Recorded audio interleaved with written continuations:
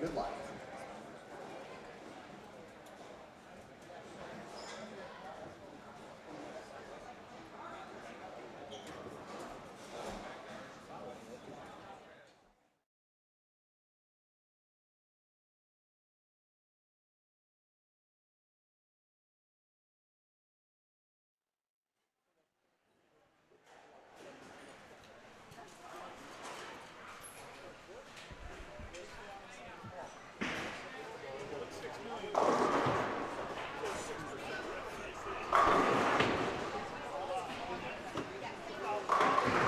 And welcome back, ladies and gentlemen. It is now time for Squad 3 of the 2026 Iowa Youth High Roller Scholarship Tournament. It is live from Kingpin Entertainment Center in Decorah, Iowa. Northern part of the state. Kind of right near where almost Minnesota and Wisconsin meet Iowa to some degree. And if you've never heard of it, well, don't worry. Google is your friend.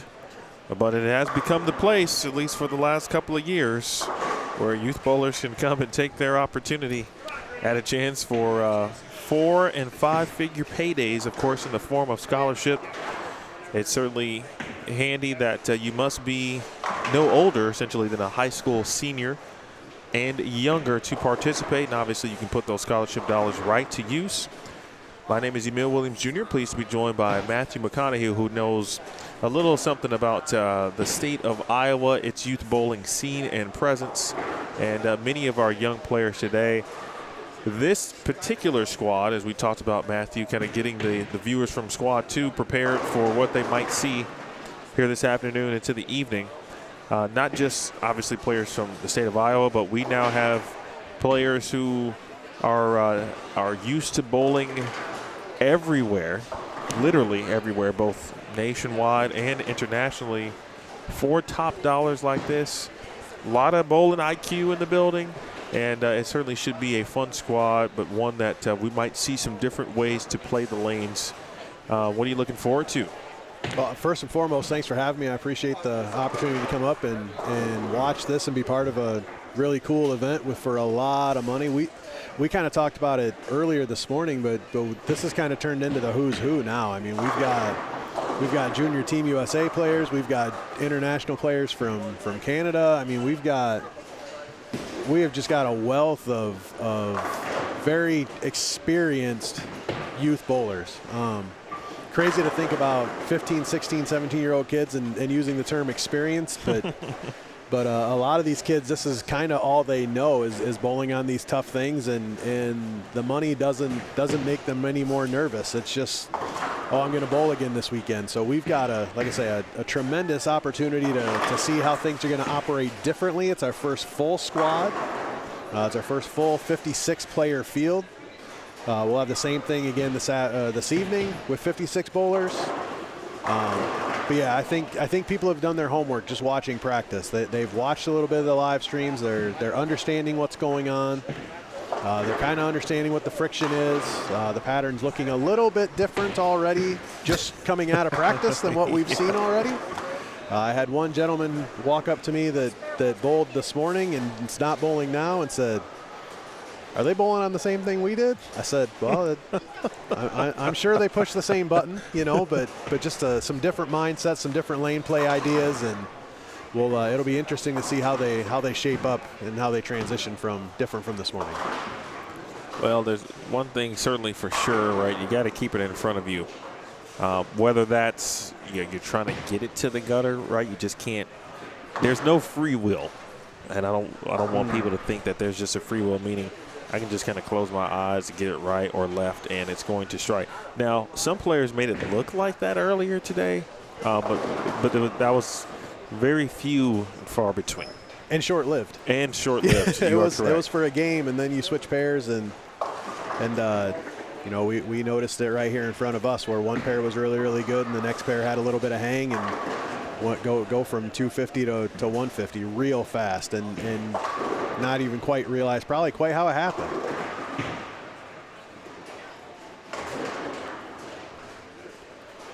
So in front of us, Megan Hooniker, we've got Jocelyn Van Allen. The full lane assignments for 9 and 10 at the moment. Gabriel Donath, Chase Petshow, and Bradley Scheiss. And also Carson Schilling and Megan Hooniker, as mentioned. Devin McKiskey didn't miss in practice, so he's the one to keep an eye on, as well as Kyler Hempstead.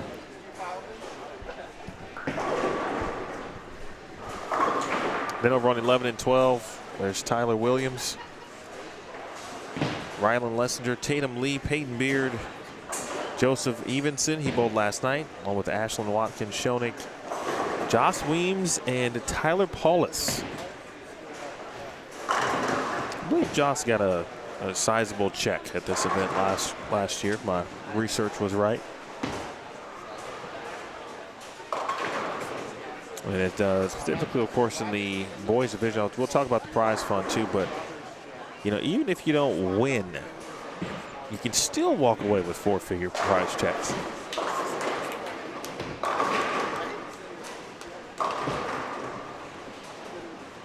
Four boys, the top 4 boys of this qualifying squad will get automatic advanced spots to the finals tomorrow.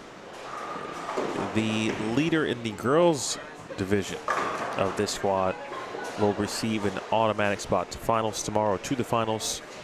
Top 12 girls overall, top 32 boys overall. I was talking with Vince Biondo, who was watching his son Brett over on 13 and 14, and said it was, you know, very interesting pattern. They watched on the way up this morning, and I told him I've already seen more players play further right in practice than I watched actually bowl with the first 2 squads. Yes. Yes, I think folks have done their homework and realized there's a little bit of shape on the gutter, which I think could equate to a lot of different things later on in the block. It might mean we get them good early, but then what does that do to them differently late? That they're going to have to beat that strip up between 5 and 7. Otherwise, when they start to transition, it could get a little squirrely when you try to throw it to it. But time will tell.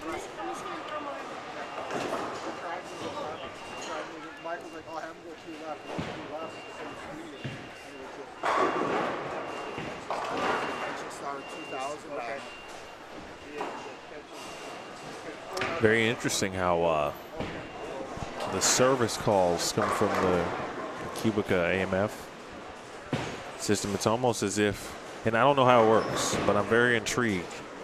But I've noticed, like, when something does happen, there'll be almost a signal from the scoring monitor, which to me it feels like it probably goes back, like there's a signal that's probably relayed in the back, and someone is able to kind of quickly tackle that. I think that is how it works. We've got the same setup at Maple and Waterloo when they built after the fire.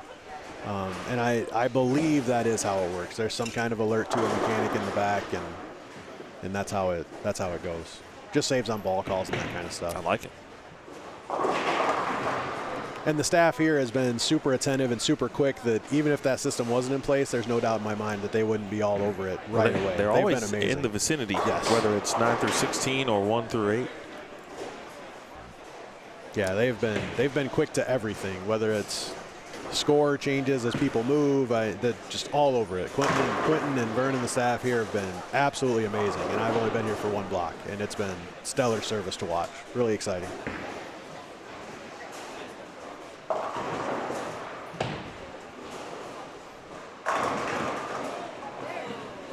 Okay, Chase. Drawing the oohs and ahs of the crowd by sending pins everywhere.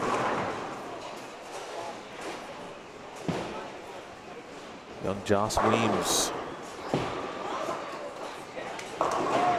Trouble for Joss. I'm curious, Matthew, we were talking about a particular bowling ball in the concept, which has added a urethane-like motion Okay, not urethane, not slow absorbing. Very important to make the clarification, the distinction, because those are actually not allowed at this tournament. But but the concept has, to some degree, right, just allowed to some people to have that type of motion in the bag again. Yep. And or, right, I think maybe you mentioned this, but someone mentioned to me last night. But we were talking about axes and other plastic balls that are now. Shout out to Bud Kroll, right, and other players. Was it the Masters? Yes. Yeah, the Masters. It was a USBC event. Who, figured out a different way to see the type of shape that they wanted to see without using slow absorbing bowling ball. So Tyler is using an axe. I don't know at what grit, but he threw an axe during practice. It's still on the rack. And I can't say for sure, but it just looked like Joss might have been in the concept based on the ball motion. So something to look out for here on 11 and 12. Yeah, that axe that Tyler had was pretty chalky. It was definitely roughed up for sure. I don't know what he's got. Looks like that's what he has now. That's what he just picked up. So be interesting to see this shot here on 11 and kind of see if he can continue to do what he started with for sure.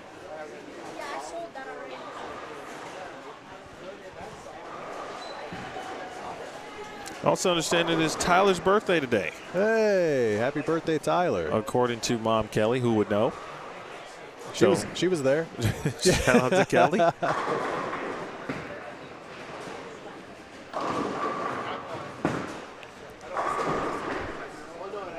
Looking for some control here on the fresh. That's kind of what we talked about this morning is if you control the 1-2, the 1-3, if you can do that early, definitely some opportunity to get some score. Oh, that's a really good shot from Devin McKinsky too. But yeah, if you can control the 1-3 early, old adage, hit the one in the front. Hit the one in the front all day. And I think you're going to be in good shape. They might look good now. It'll be curious to see how good they can make them and how much score they can get early. Because there's still going to be a variety of ways to play the pattern, even at 40 feet. What we see, we see a lot of talent in front of us right here, but we across the house, that talent is kind of spread out, but there's still a lot of players. I mean, there's 56 here.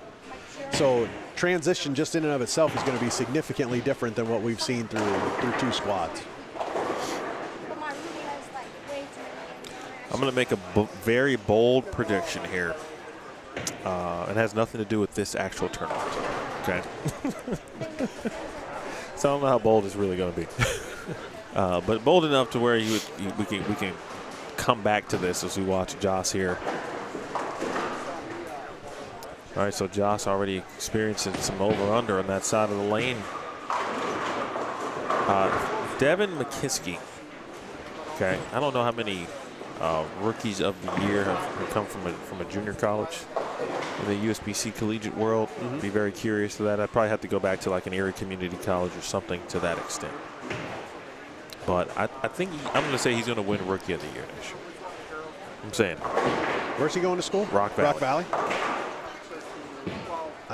They've got a heck of a program. So if they're looking at a player, they obviously can play.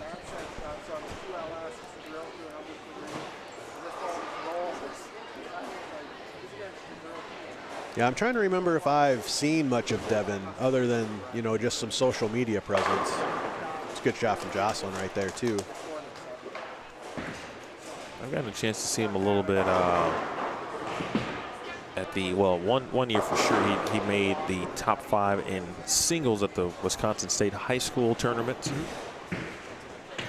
And then really since then, and he's also bowled a couple of EYTs. Like Tyler Paulus has. Good shot.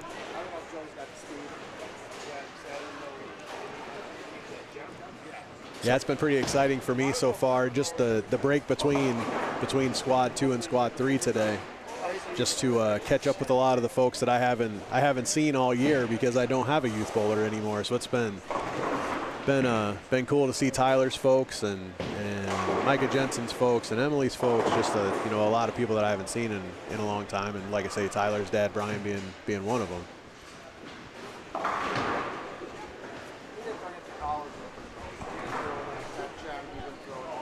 Tyler's another one of that junior class that we talked about earlier today, just being so good, just so good.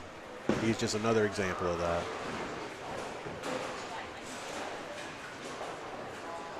We now have 8 on a pair. So everything a little bit different now. The only thing that really is the same, of course, is the lane condition itself, but it's just going to break down, of course, much differently now, pair to pair. And for those who, of course, will hit 13 through 16 today, which will be theoretically everybody. This is the first time those lanes have been, we'll see some tournament competition. Wow. Yeah. Wow. Young man's got some power. He does not get cheated. Yeah.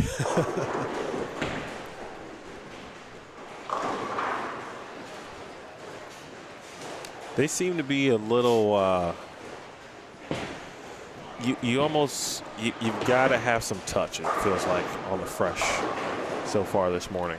I'm sorry, for this squad in particular. You can't definitely get grabby. You also certainly can't miss it. And so that idea of, having touch, be able to kind of manipulate at the bottom of the swing, that seems to be really in play early to me after watching 2 squads.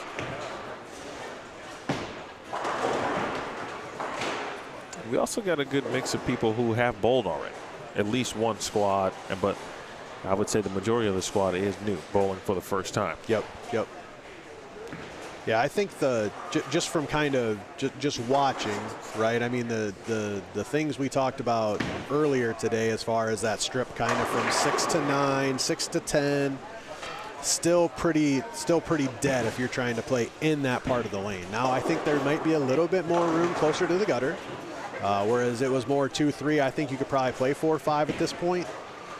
With the right ball and with that touch that you were talking about. But if you try to, like, good example, Peyton Beard right there, kind of tried to go left to right at it, and it just wiggles. It doesn't pick up. But if you're on top of it, it's almost like you have a little bit of an opportunity to do that, or even just create a little less overall shape and just get the ball to read correctly. Oh, how about that?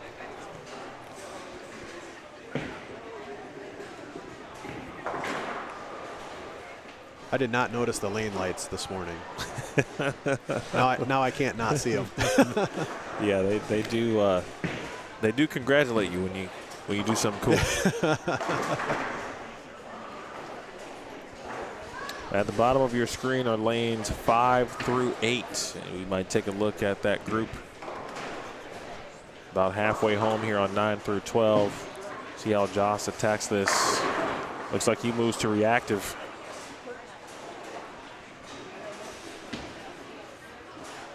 A very defiant shot from Joss Weems.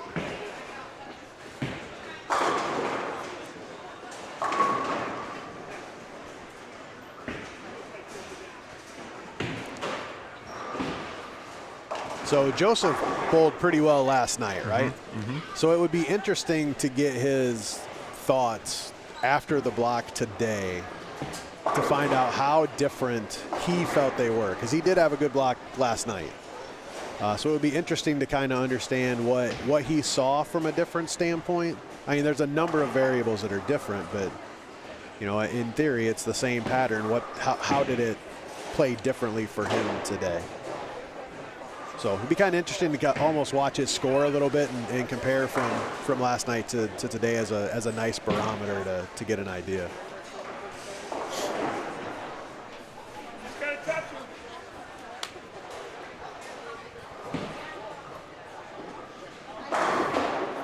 See Brett Biondo, a couple of strikes through 5. He's clean through 5.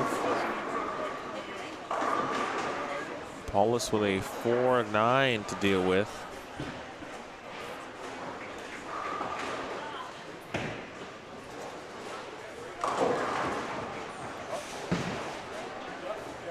how do you get it to, I won't say the gutter, but essentially how do you get it to the gutter and have it see it correctly at the right point is the true difficulty of, I think, what players are trying to do. And if you've got a few extra revs like Devin McKiskey,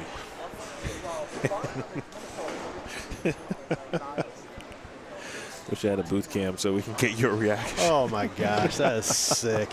Oh, he hits it harder in one shot than I hit it in a set. I mean, gee whiz, that's crazy.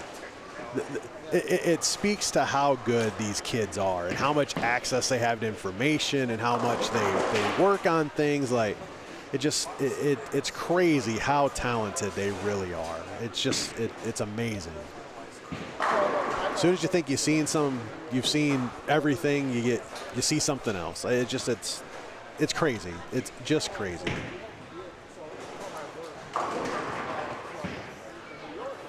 Been interesting watching Tyler's journey. Yeah, I remember when he was still a one-handed bowler, but that was just basically just like that. Mm-hmm. Right? If you're going to try to play there, you just almost can't say it enough, right? Oh, come on off that. Make that 2-8-10. You just can't almost overstress how you're going to get your bowling ball if you're playing there, off the gutter at the right point.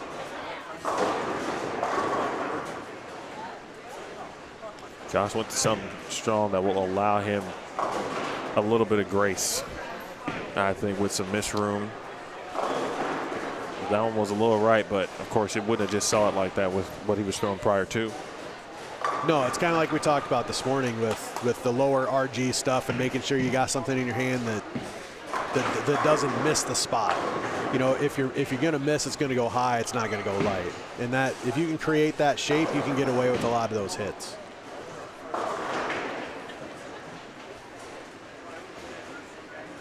Alexis, I saw your question, and I was looking for a Robertson here.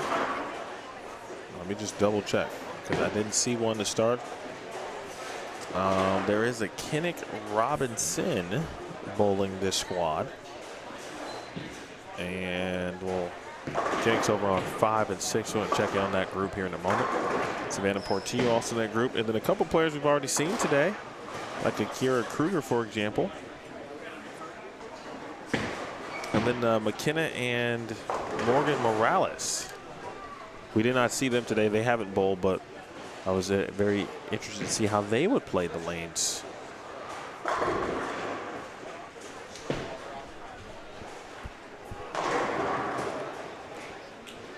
I see Josh Peveril in the chat. I was calling him out earlier, and he wasn't paying attention. He was out delivering the mail. Somebody was throwing an orange motive ball, Josh, and I needed your help, Heavy, and somebody else had to come to my rescue. But good to see you in the chat. Appreciate you watching.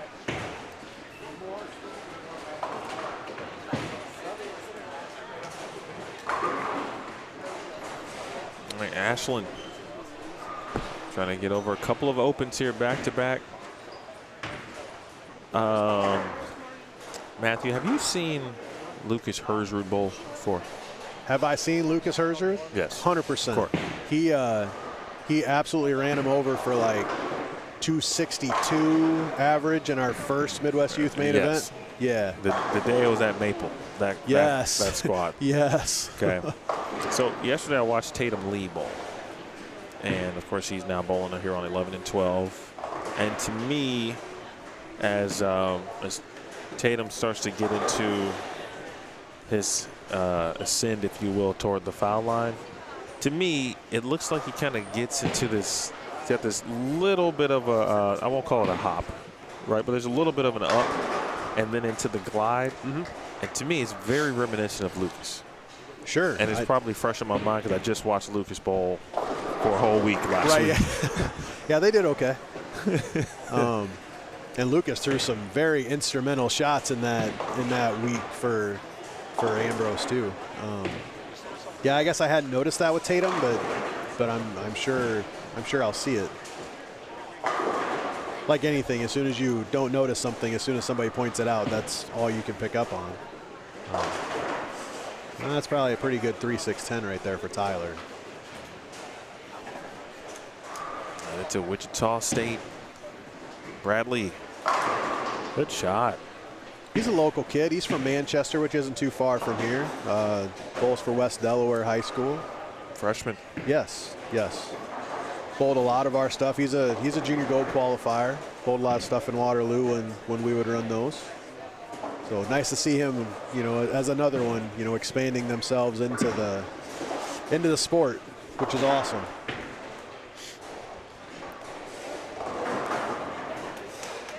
This Jocelyn Van Allen, I don't know much about her, but she throws it pretty darn good, pretty good. Let's see if we've got some information. Pepin, Wisconsin. That's like Red Wing, Minnesota-ish, right along the Mississippi River, if I remember right. She's a junior. Pepin area schools. Dad got her started in youth league. Jim O'Reilly, Sean Sexton, a couple of her coaches. Sure. I'll bet I know a guy from Viterbo's probably been watching her pretty close, being right in that backyard. How about that? Always, really always good nice to school. run into Mr. McKinney. Good school. Yeah. They got a good one too up there. Emily Neubauer, man, she is a player. Gee whiz, she's good. Watched her, I think it was 2 years ago at this point. And it might have been, I think it was at ISC's. Yeah. And I was unfamiliar with her at the time, but boy, it only took me a few shots to know. We'll take that, Ashlyn. Yeah, top 8 2 years in a row. And she's only a sophomore. She only had 2 cracks. It's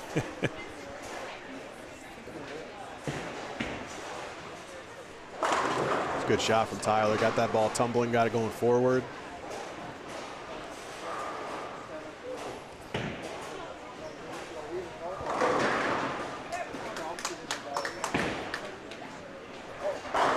We had a good amount of good amount of responses from the live stream bio, the athletes who are competing, and a lot of the players who did fill out a bio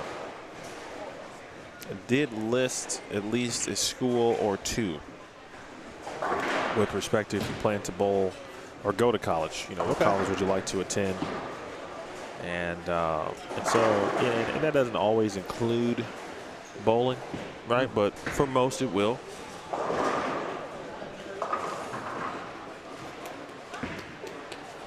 But our young people certainly thinking about it. They've got those lists and they're checking it twice. I mean, it's kind of crazy. Like, that's how the college bowling recruiting works too. There's so many coaches that just won't, that they won't recruit somebody that's uninterested. So you really gotta, you know, if you're at home watching and you're a parent and you're wondering kind of how some of that works, go to the websites, go fill out the recruit me's. Don't wait for somebody to call. Be your own advocate. Throw your name out there and have somebody watch. You know, so many players go unnoticed just because they don't take the time to, you know, advocate for themselves, so to speak, and they wait for somebody to come and find them. Well, go ahead and be found. Like, be known, be found.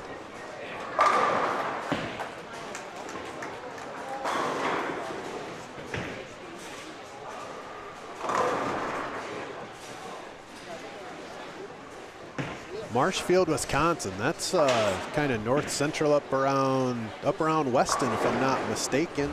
Up kind of central Wisconsin for Devin McKinsky.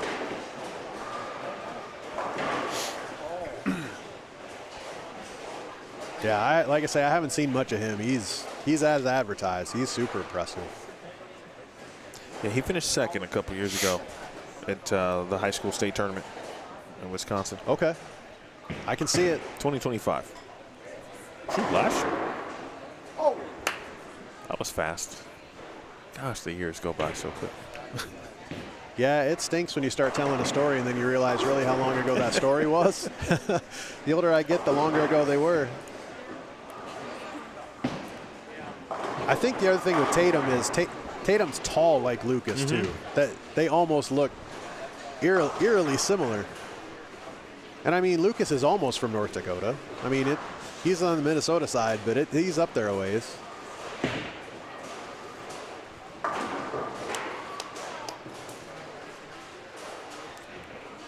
this side of the building, Brett Biondo's put together a 3-bagger.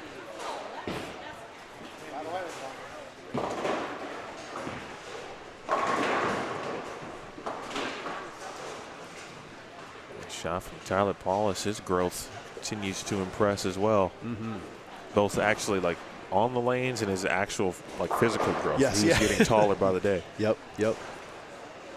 Yeah, it's interesting, and you've done a lot of this type of age for a number of years now, and to watch them grow up and watch some of the big growth spurts by the boys specifically. You know, you'll see a 5'2", 5'3", 5'4", 12, 13-year-old. The next time you see them, they're 6'4", 2 1/4, and yeah, I mean. Rylan Lessinger right here in front of us on 11. She's from the Muscatine area. High school bowler. I think she's a freshman if I'm not mistaken, but just she's a softballer too. She had an injury where she tore an ACL not all that long ago, and now is I say not all that long ago. She's close to getting cleared. I talked to her folks a little bit this afternoon. Hopefully they're gonna clear her to go back to full softball activities here in the next couple of weeks, but yeah, she's another one. She's a fantastic player, and if she really decided to dedicate herself to bowling, I think she could be just an absolute powerhouse. Just a powerhouse.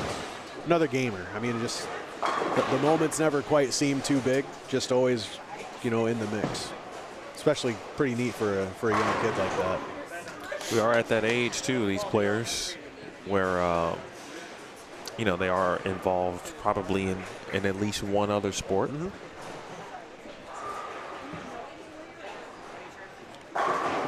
Yeah, I think a lot of the other sports can, especially the team sports, can just kind of help identify, just learning how to play games. And I guess what I mean by that is you gain some mentality, you understand big moments, you understand momentum. Like there's lots of things that you can learn that you don't always necessarily see in an individual sport. And it's interesting how, there's so much of this individual competition as youth, and then you go to college and everything's team. There's only one individual competition, well, 2 if you make it to nationals, but there's only 1 all year. So it's important to learn how to handle those situations and be able to handle them as a team. Arguably the biggest adjustment for a youth bowler is the adjusting to the team atmosphere, the team concept of collegiate bowling.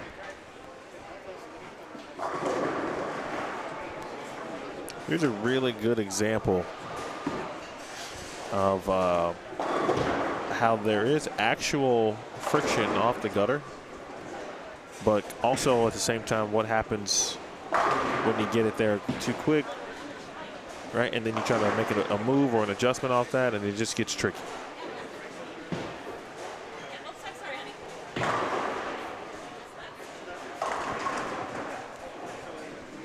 Oh, in Brooklyn. Just got it there too early.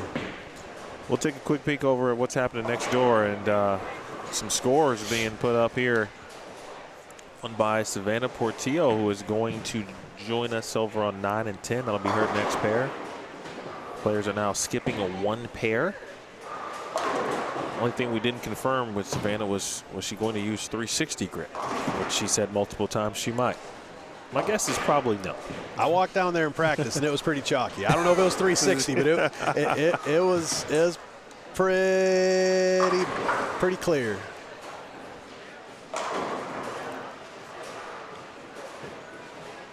Well, she got the spare ball out today for game 1. It's a clean 211. That's a good score. That's a good number.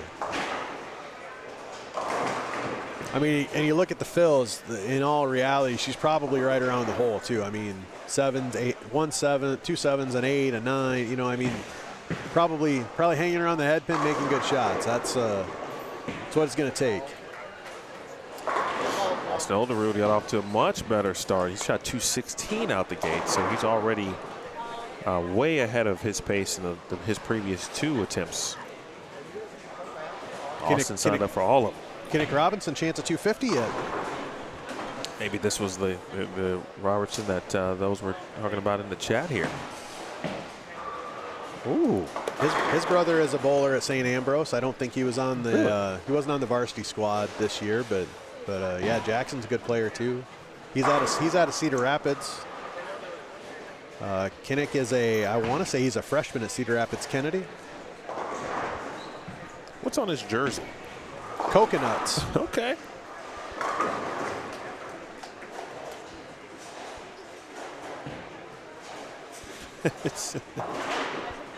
Coach Ellsworth. Quick question on the pattern, Jason. No. Well, it's strictly named, Iowa Youth High Roller, but this one looks to be very custom. I think is the best way to describe it. It's custom, and I think you have to take into account the surface, the age of the surface. What your intent is from the scoring pace. A nice and a different way of doing things from Kinnick here. Right, open hand, right, not messing with the gutter, so to speak, right? He's kind of keeping it in front of him. And we have seen players playing pretty straight around 13, 14, 15-ish at the arrows. And he's really doing the work with his hand. Mm-hmm. You just watch his release. He is trying to be, I talked about the word touch earlier, right? He is using touch. And to me, in the best bowling extent possible. Right, he's trying to be as forward as you can be. Well, and that's one of the things we talked about this morning. There was a couple different ways to get there, but we talked about letting the front part of the lane kind of be your shim and get away from the hang and just, get it going up the lane and kind of treat 8-9 as your gutter and kind of shape it off that right before the hang. And that's exactly what he's done. Got that tumbler going forward. What is that? Ion Max Pro, I think, I get those two Ion confused. Max. Ion Max. But yeah, just got that big tumbler going forward, and then you watch Cooper Holm on 7 just peel it off the twig. So there's a lot of ways to get there. It's all a matter of getting them through the pins the right way and figuring out how to strike. I think it took the players, as we talked about it, a little bit, but they figured out that there are actually multiple ways to get to the pocket. Yep. Right, and that's generally always a good sign of a nice, fair pattern. Yes. Is when you can get to the 1-3 or the 1-2 in multiple ways. Some have elected to do it closer to the gutter. Others doing it with their hand and kind of being a little straighter through the front part of the lane. Around, again, 13, 14, 15-ish. I'm speaking of righties. From the lefty perspective, we just hadn't had a lot of sample size. We're in a ton of lefties in the first couple of squads last night and this morning. But shout out to Kylie Cook, who led the girls squad. She was left-handed last night.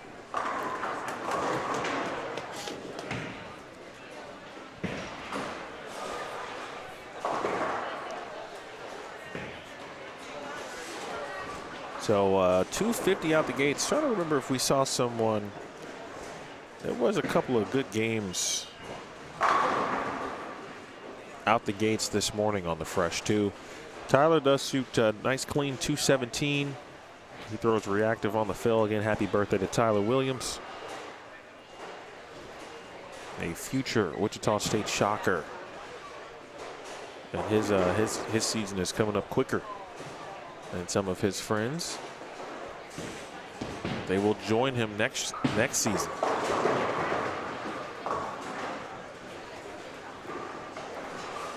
I would have been curious to see Jocelyn there in the fill on 10, maybe go to something slightly cleaner. It almost looks like that ball is kind of starting to die through the front part of the lane. It just kind of checks and rolls out a little bit. It never really changes direction.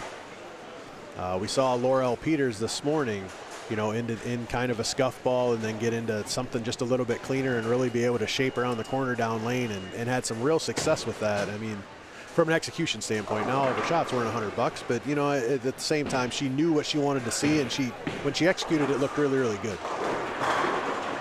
So that might be something to watch here this afternoon is, you know, how quick do we get into clean bowling balls and get out of some of the scuff that we've seen off the fresh.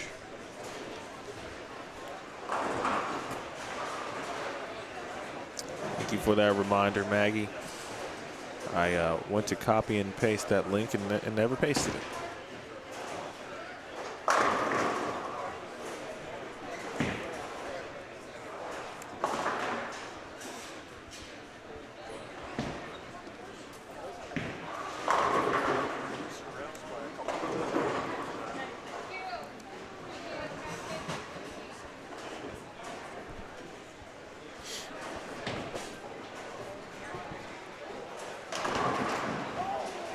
We'll see Devin McKiskey trying to get to 270, which seemed almost impossible if you watched yesterday's squad. It's like, oh man, there's no way anybody's getting to 270. There's no way Skyline Motorsports is going to pay $1,000 for shooting somebody to shoot the first 300 game. Meanwhile, Brett Biondo, he actually just went Brooklyn, but he had a 5-bagger going into the 10th frame. Spare puts him in the 230s. And he's still got some good scores finishing up on 7 and 8.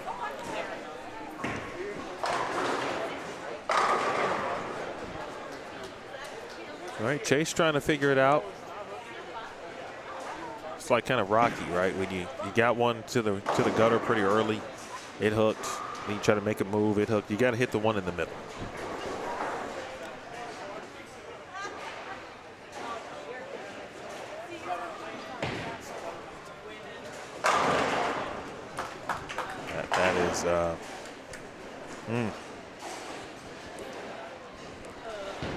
What? Congratulations, Coach Tony Hall of Rock Valley. A steal. You've got yourself a steal. Yes, 100%. Because that, I'm not saying the talented kids don't go to Rock Valley, because Coach Tony's had a fantastic run of really, really good squads. Let's not sleep on them at all. But I mean, they keep up with the 4 years too. So, but this kid, hey, he's big time. I mean, you can just see the attributes. He is big time. Be awesome to see what he parlays his 2-year career into it at Rock Valley.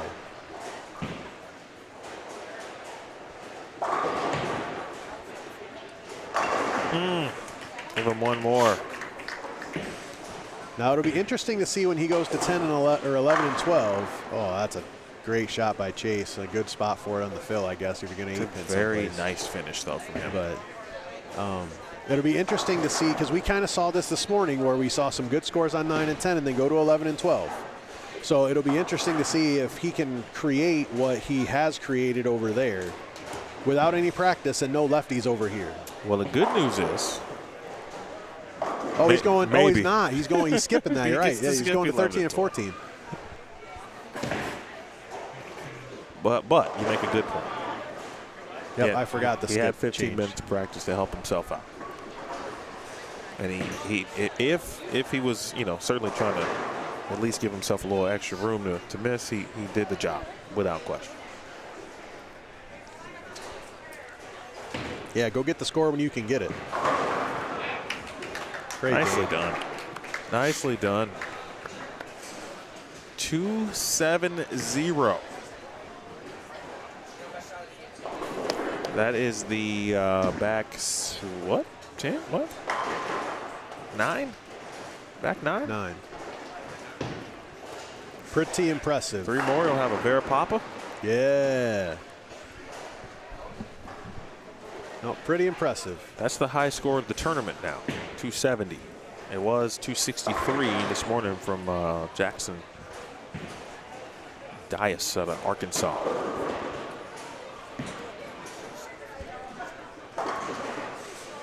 Tyler Paulus, solid 204 to start. Business has picked up as we thought it would. Yeah, lots of quality scores out the gate. A lot more of the 190 to 220, 230 range that we didn't see this morning.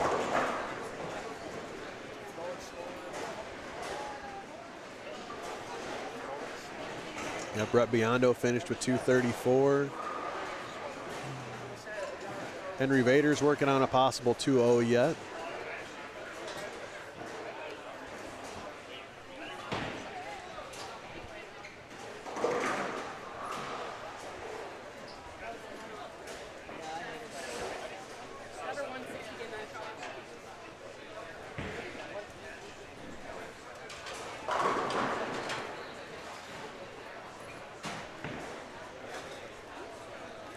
Quick peek down at the bonus area.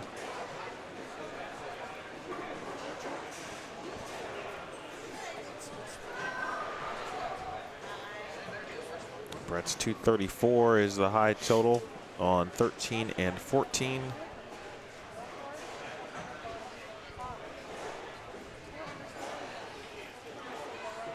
Well, you have to work real hard to pop in the top 4 this morning or this afternoon if you're in the boys division. But even harder if you're in the girls division. Because whoever leads the girls squad and gets the automatic truly will have earned it, because this group of young ladies as a whole, this squad, really solid. Yes, agreed. There is a ton of talent here this afternoon for sure.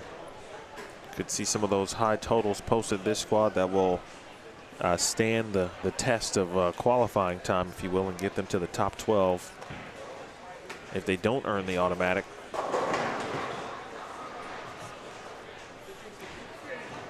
But essentially, if you are in the girls division, you need to have a score that's in the top 8. Right? There's 4 squads.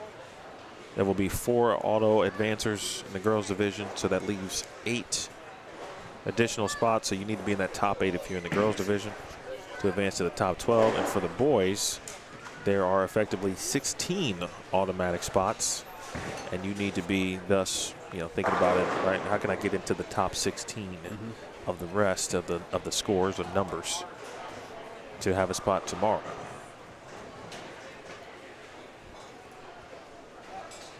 Henry Vader, his brother Robert, appearing on television. That show is going to air between Mount Mercy and St. Ambrose. I believe it's Wednesday, May 13th. Yep, I think it's at May 13th, 7 p.m. Eastern.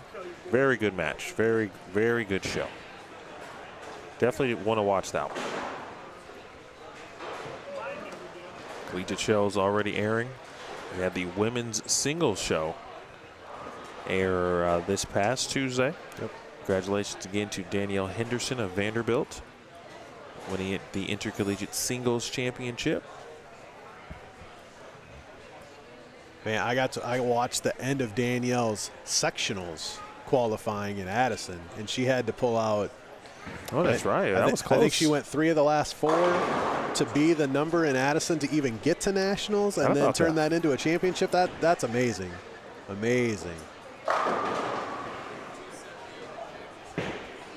Well, Savannah Portillo has come over to 9 and 10, and yes, her bowling ball looked a little chalky, but at least based on that one shot, it looked like it was the right idea. Yeah, kept it in front of her and hit the one in the front. See if Mr. Robinson can get off on a hot start here and keep his heater going.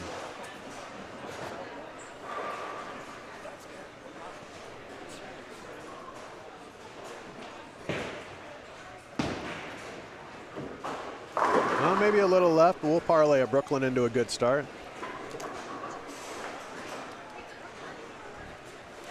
He shot 215, right? Oh, I'm sorry, 253, I beg your pardon. Yeah, 53.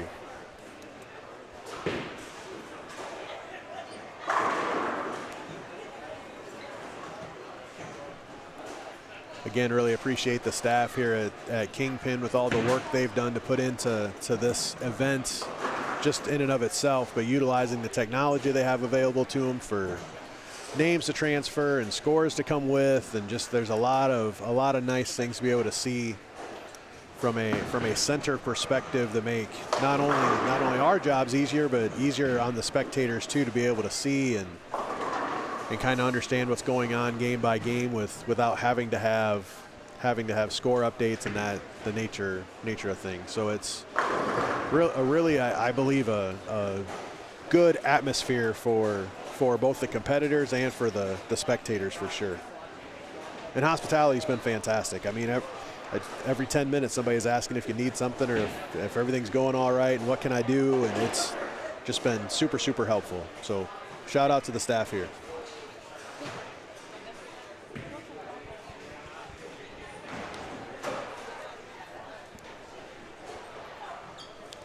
Kiera got off to a good start too. She had 193. Kiera Kruger, game 1. That probably equals her high game to start, and I think she's bowled 2 blocks already.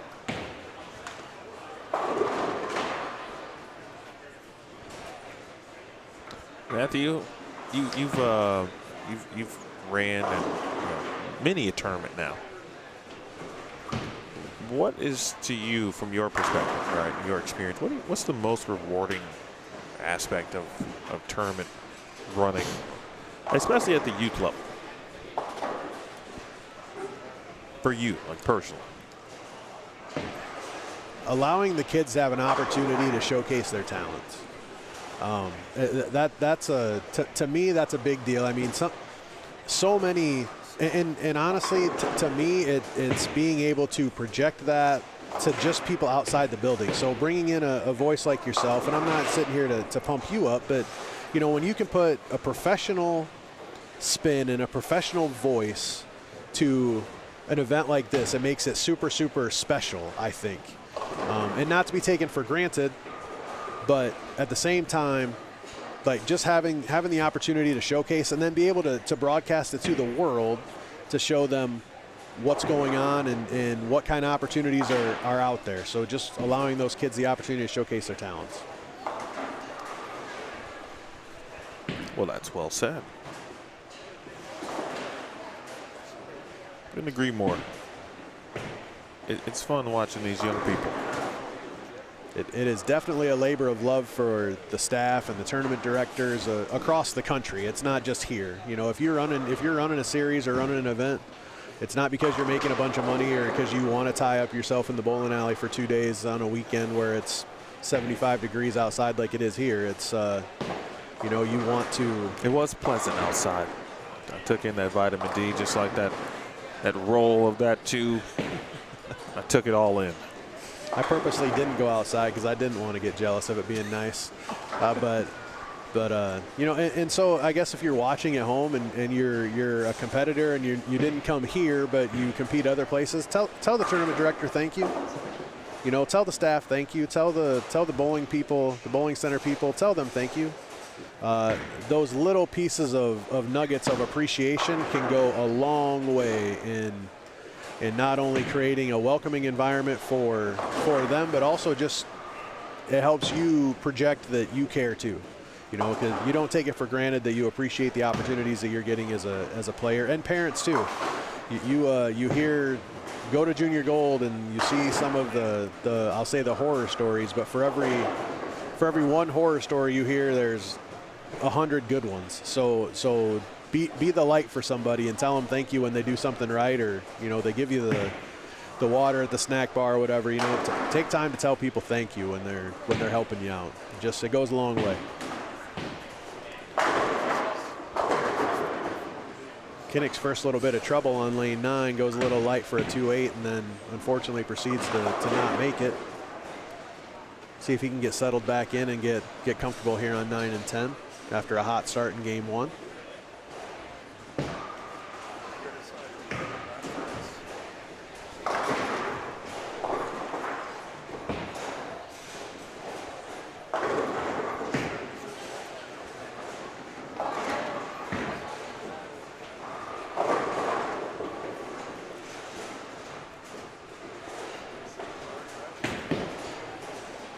Let's see what our okay, Sam, I see you, big dog. Yeah. Let's get it, big homie. He's got his high school jersey on, Marion High School. Marion's down by Cedar Rapids. Get you some, Sam. Said he finally did it. Well, let's watch it. Hey, great shot, too. Finally did it. That would have got 20. That was a good shot.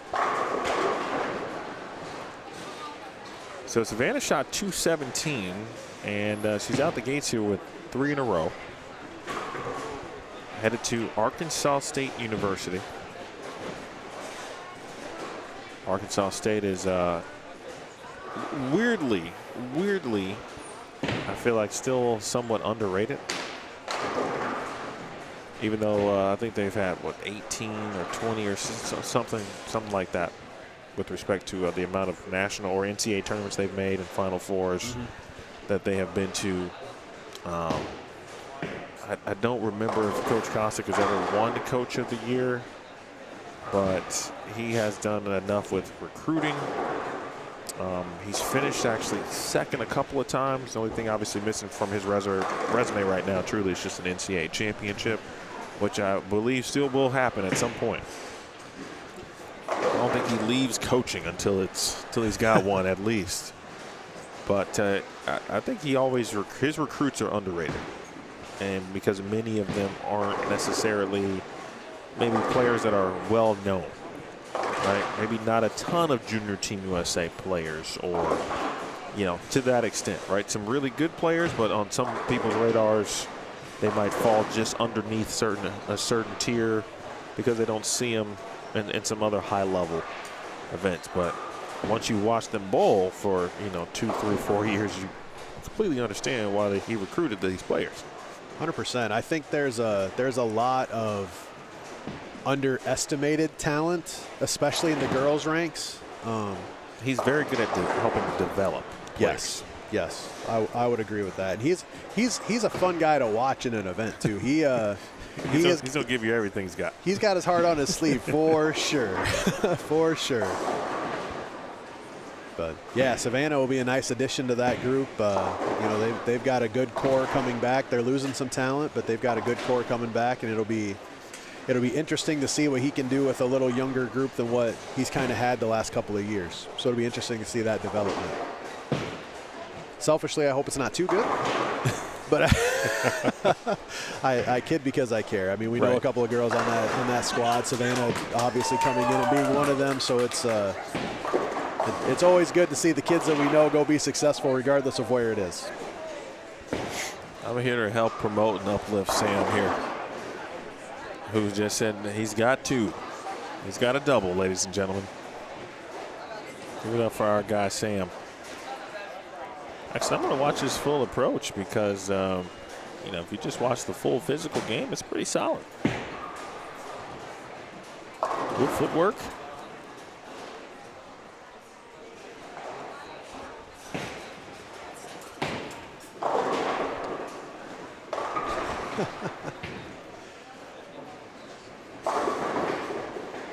I can't believe I got a double.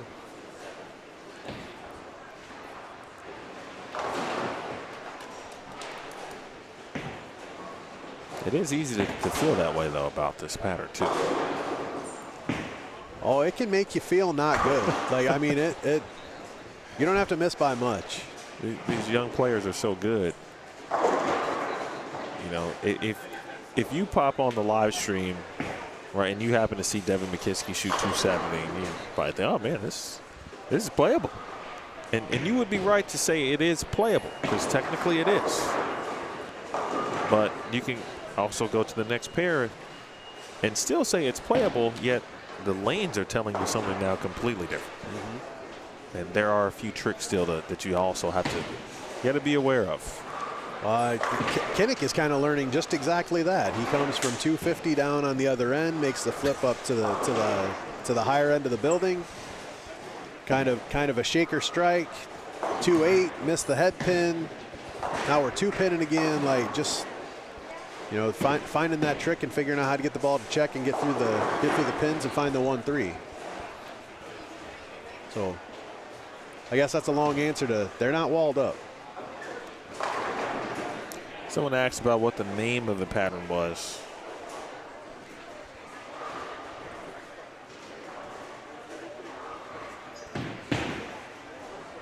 I know it's not just out of Kegel's library. They developed it specific for this particular event, this particular center. That's another good combo to have. with respect to how to create or what goes into lane pattern creation. Ooh. You talk to a John Janowitz or a Nick Hoagland or a Eric Pearson, Neil Strimmel, individuals of that caliber, that type of mindset on lane maintenance, but specifically pattern creation. Here's a good one for Austin. I think that's just been his struggle. Like when he misses, his misses are left, and it's such a minute difference between, like, I think honestly board 4 and board 2 on this pattern. Where if you hit 2, it'll hook. If you hit 4, it's not. Yep. Simply put. 100%. I totally agree with that. And you were talking about lane maintenance and lane creation, pattern creation. I thoroughly enjoy the kind of behind the scenes now that USBC has decided to do with Nick and their premier events. I thoroughly enjoy watching those just because, again, I want to learn more information. I want to understand better and seeing what all goes into that. And really, we don't have the pattern until the night before. Like, that's crazy to me. Like, I would think that would be months in the making. And really, it's just we're going to see what the center likes this week and get the specs that we kind of want and work from there. And it's pretty impressive to watch all the things that go into that and how technical it is. We're a long way from the pump sprayer and a squeegee, right? I mean, it's pretty impressive. It's really neat. Well, you got to shout out Lenny Nicholson, yes. and certainly many who handled lane maintenance in previous decades. Who that is what they use to create lane conditions. Like they created a graph like that with no technology. Right. Yet they sprayed in the right spot, buffed it out to the right length, and created some kind of shape. and people complain sometimes, sure, but it is what it was.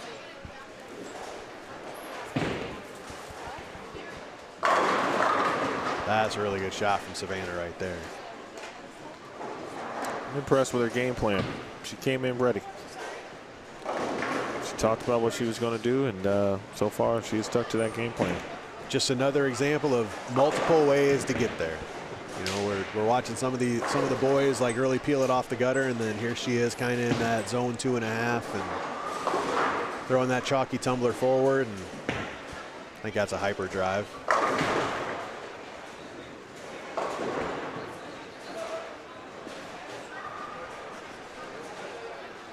I need more information on Kinnick's jersey. I need more. Like, are we trying to go to a tropical destination? Because I'm in for that. I could use a vacation. You're in the wrong time of year for vacation, though. You're just getting heated up. You are correct. Yeah. Although there is one upcoming for me in June. Nice. Are we going to divulge where we're going, or? Oh, sure, yeah. Keep it a top secret. To my sister in-law is going to, or celebrating her birthday. Nice shot by Morgan Morales, celebrating her birthday in the Dominican Republic. Nice. Therefore, I also, by default, will celebrate my birthday there. So our birthdays are 2 days apart. Okay, all right. So I'm good with a little relax. So can we go off topic slightly? Sure. I've never, and this is going to be a great setup for you. I've never understood going to a warm weather destination when it's warm. Being from the Midwest, and you've been here your whole life, right? Like, that's fair. When it's cold, we go to warm places, and when it's warm, well, we just stay here because it's already warm. So explain to me the allurement to going to a warm weather destination when it's warm. Well, I would say that in my time visiting warm weather destinations, they aren't as humid as the Midwest humidity might be. And God forbid, of course, if you're from Florida, for example, but in my experience, right, so that just a straight 80 degrees for a week kind of thing with an ocean, and fun and everything's blue, I'm in for that. Okay. I'm here for it. I can get behind that for sure. This is a youth event, so I'm going to stop there with respect to the beverages you may also have, you know. Are you quietly telling me I should quit using the term parlay? Am I supposed to stop doing that? No, that term has become we use that. Well, you watch a lot of Bowl TV, yes, so you know that's actually become a term of endearment. Jim Callahan was here. We almost had a backdoor Johnny earlier. Yeah, this morning. he is that phrase, the word parlay. We could almost just, Jim owns those words now. Yes. I got to first meet Jim. We went to a camp at Wichita, and he was the Storm rep at that time, and he was there helping with layouts and equipment checks and all that kind of stuff. And I'm kind of a sneakerhead too, and Jimmy likes the sneakers. So we got to talking about sneakers and all kinds of fun stuff. But man, to get 10 minutes to listen to that guy, he is ridiculously smart. There's so many such smart people in our industry, and so willing to share all of their knowledge. That's the cool part, is that they don't just hang on to it. They're willing to share it and give it away and help with that. Yeah, I would agree. Not a lot of gatekeeping, as the young people like to say, in the industry. Shout out to Janae watching. Janae, you know what? They, speaking of Tyler Williams in particular, Joss Weems, and then also Tyler Paulus, although he just opened. And I can't remember who else is on that group, but they've gone down to 15 and 16 and starting to wreck shop a little bit down there. We haven't seen that pair in action yet. Maybe that's the hot pair. Every building's got good ones.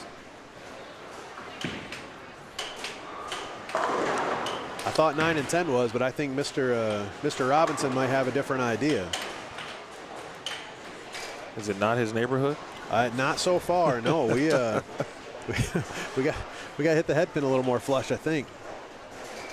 He's definitely got some different action on 9 and 10 than he had on 5 and 6.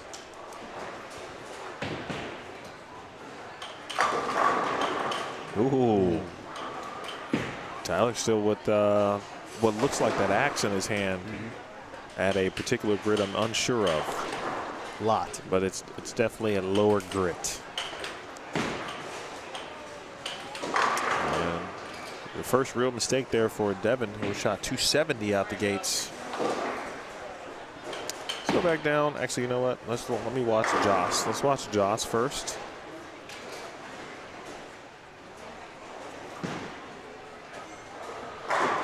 Okay. Yep, he's got a little bit of room to maneuver with. When he stands up and steps out of it, you know he likes it. It's a good ball. All right, back to Austin quickly here. So he's able to get it closer to, 2-ish, 2-3-ish again, where he is going to see friction. His ball is going to get moving. Now let's go on the other side of the wall. See what's going down. I know Lucas Drisdell is, and his brother Tyrus Arbola. Fun fact for you, Matthew, because you may not know this, but Lucas and Tyrus, excuse me, both attend the high school that I went to. Okay. In Chicago. I didn't know much about them until I started doing some homework, this week, and trying to get a little prep work, so I was prepared for today and tomorrow, and didn't realize that Lucas was on the development team. Yep. Yeah, that's pretty awesome. Yeah, they changed the name of it to the Futures Team USA, but yes. Yeah, he got a spot. I think he'll be. This is just me saying, but he's well on his way to, being on the team, the junior team outright.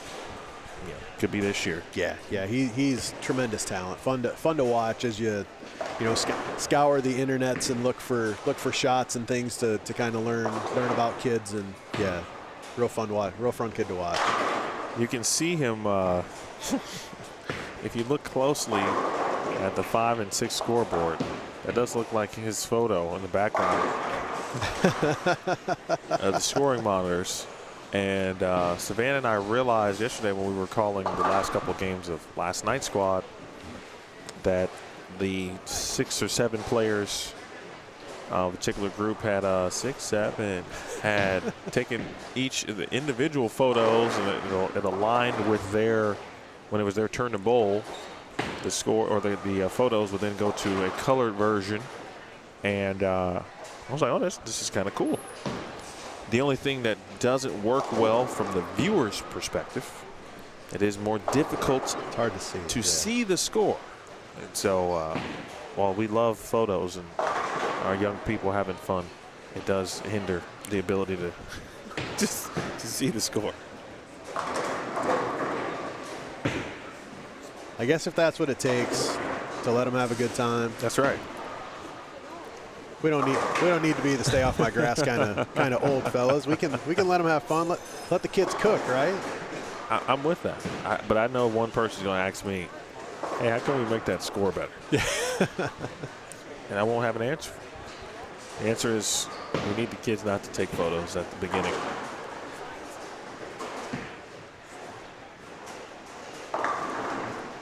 Bill Williams Jr. with Matthew McConaughey here at the Kingpin Entertainment Center in Decorah, Iowa. For reference, Decorah is a 5-hour drive for me. I live in the Chicagoland area, but a little further south, closer to the Indiana border, northwest Indiana. And so about 4.5 for those who live maybe in the city, closer to O'Hare, for example, just to give you some context on where this is located. Yeah, we're probably, maybe 45, 50 minutes or so, maybe to La Crosse. That would be a kind of a point of reference from here. Waterloo, Cedar Falls, we're about an hour and a half northeast of there. Man, I don't know, less than a couple hours to Austin, Minnesota. So, I mean, we're kind of up here in northeast Iowa, up in the hills, and Decorah is home of Luther College. They have a college program here, too, a aspiring program. But, yeah, nice little town. You know how many bowlers maybe from Decorah High School that have kind of stayed home, if you will, and helping Luther College get off to a good start? Man, I'm not sure. Okay. I don't know the roster really well. They bowl a lot of the Iowa, whatever, I can't remember the name of the Iowa conference, but the Iowa schools have kind of developed a conference with the Co. and I guess Mercy's not going to do that now. They're going to go to the Heart of America, but yeah, Co's involved in that. Wartburg's involved in that. Iowa Central, Iowa Western. So we didn't cross paths with them a whole lot. I know there was a girl from Waterloo Cedar Falls in that group. Jersey Benson was there. I'm not sure if she's got to be close to being graduated by now, but.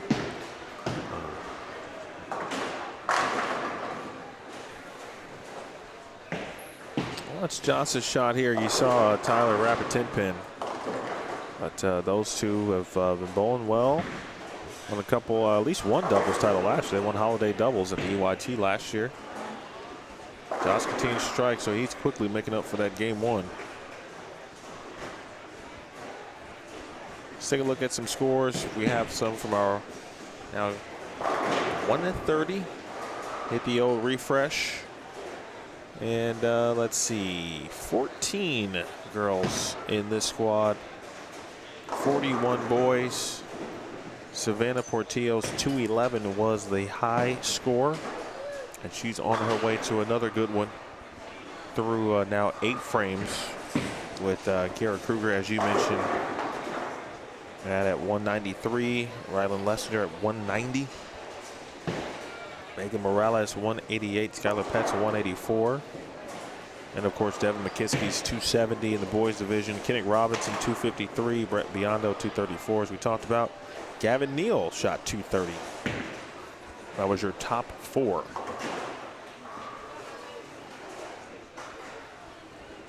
There were 8 games in the boys division that were plus.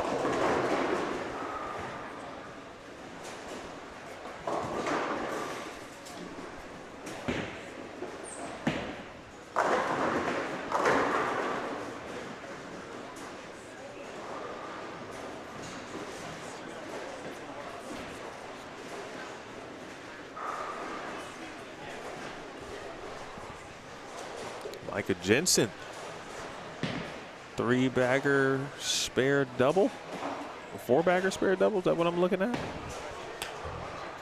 I try to look right through Lucas on that score monitor. 4-bagger, yeah, 4-bagger spare double. So our 2 lefties, I won't say them all, right, but 2 lefties in the boys division specifically. Micah lefty, Devin is left-handed, having early success here through a couple of games. Interested to see what Jackson's doing. I haven't watched him since we flipped over here, but he's kind of doing just exactly what he did this morning. You know, he's got that revolt and trying to you know, kind of loft a little bit through the fronts and play it off the gutter. To obviously varying levels of success this particular game, but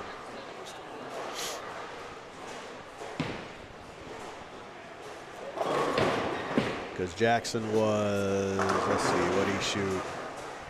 He shot 191 game 1. He's in the 150s now with a couple frames to go. But yeah, scoring pace has definitely picked up. It's as evident on 15 and 16. Those scores are, you know, we got some. There's a lot of talent together on that one pair too, so it'll be interesting to see how they create their own kind of space through the block. Savannah has managed to figure out a way, right, to her ball, because of the surface, starts very early, right, but it also then starts to slow down right at the part of the pattern that seems to have a high level of volume. Right, and so where other bowling balls would wash out in that spot, because her bowling ball, the ball itself, the type of bowling ball, plus the additional surface, keeps kind of churning through the oil. And I almost think that if you were in something a little bit cleaner, you could go a little farther left than she is and still shape that part of the lane. I had a conversation between blocks with another parent, and we kind of talked about just exactly that, you know, to even just go look at it, because I think there's some shape in the middle of the pattern that you can use that a league player isn't going to go look at that, because they're going to try to stay in the track area because that's where they're comfortable. And if the ball doesn't hook, I keep moving right. When in reality, I think there's some shape in the middle of the pattern that'll allow you to play left if you want to get in there and do it. Especially for the lower rev players. If you can get the ball to change direction in the right spot of the lane, not that Savannah's a low rev player, but you know, I think there's some room in there to maneuver.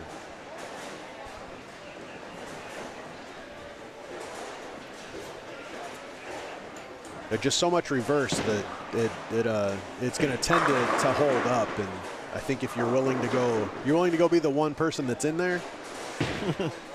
Especially since there was no practice session, so I mean, you didn't get a chance to go feel around. You're just kind of looking.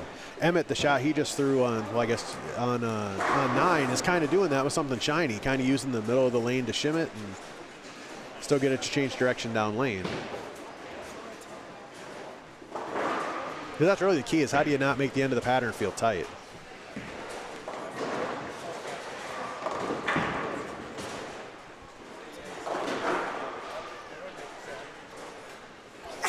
Got as much bowling focus as you could have on one screen. On the left right now, we've got 13 to 16 down there for a moment. On the right, bottom right, we've got 9 through 12. And of course up top.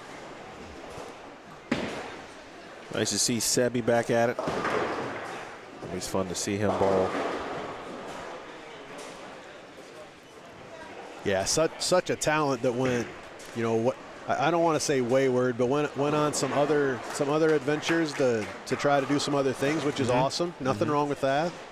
But yeah, to be as talented as he is and not continue to compete in some fashion was tough to see, and understandably to try something new, and that there's nothing wrong with that. You know, that I don't think we all need to be single sport athletes. I think there's a lot to be gained from multiple sports, but to see him back on the lanes and competing at a high level is super exciting.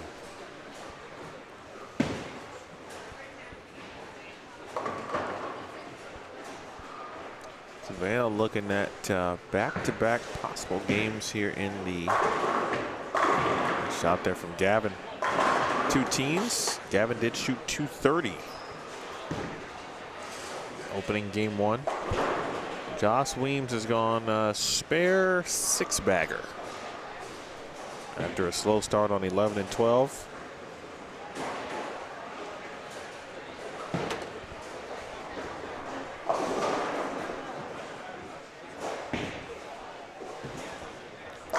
I don't know the Morales girls. I'm not familiar with them.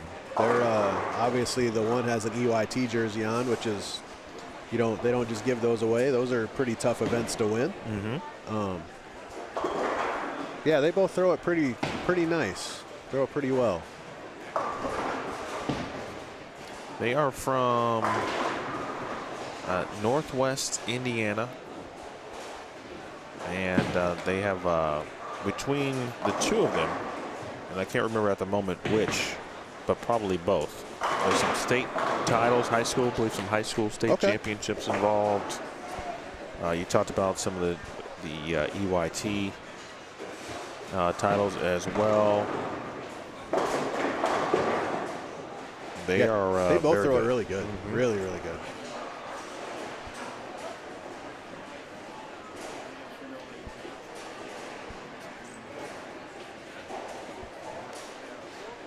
See if Kinnick can find the 1-3 here and find a way to grind out 190 after that good start he had on the other end.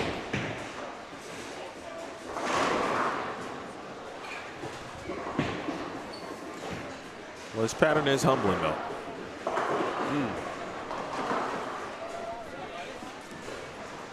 Spare in the 150s. That's still not going to be a terrible start. He's going to be close to, he's going to be 10 under after 2.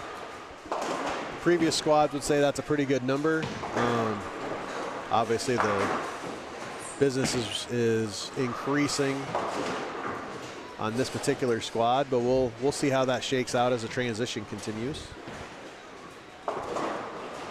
That's a good shot from Kira too, and that's still there. Like you can still be in that little zone right there.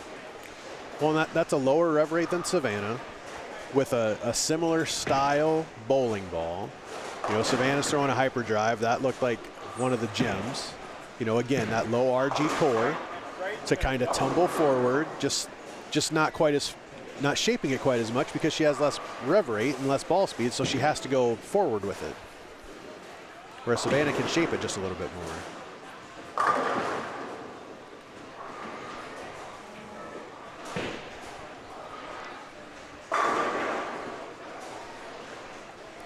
Had a pin in front of the head pin that wasn't swept away.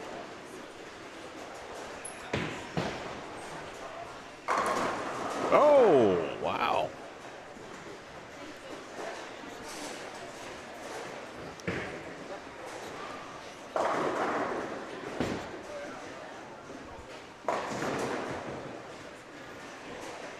How about that conversion?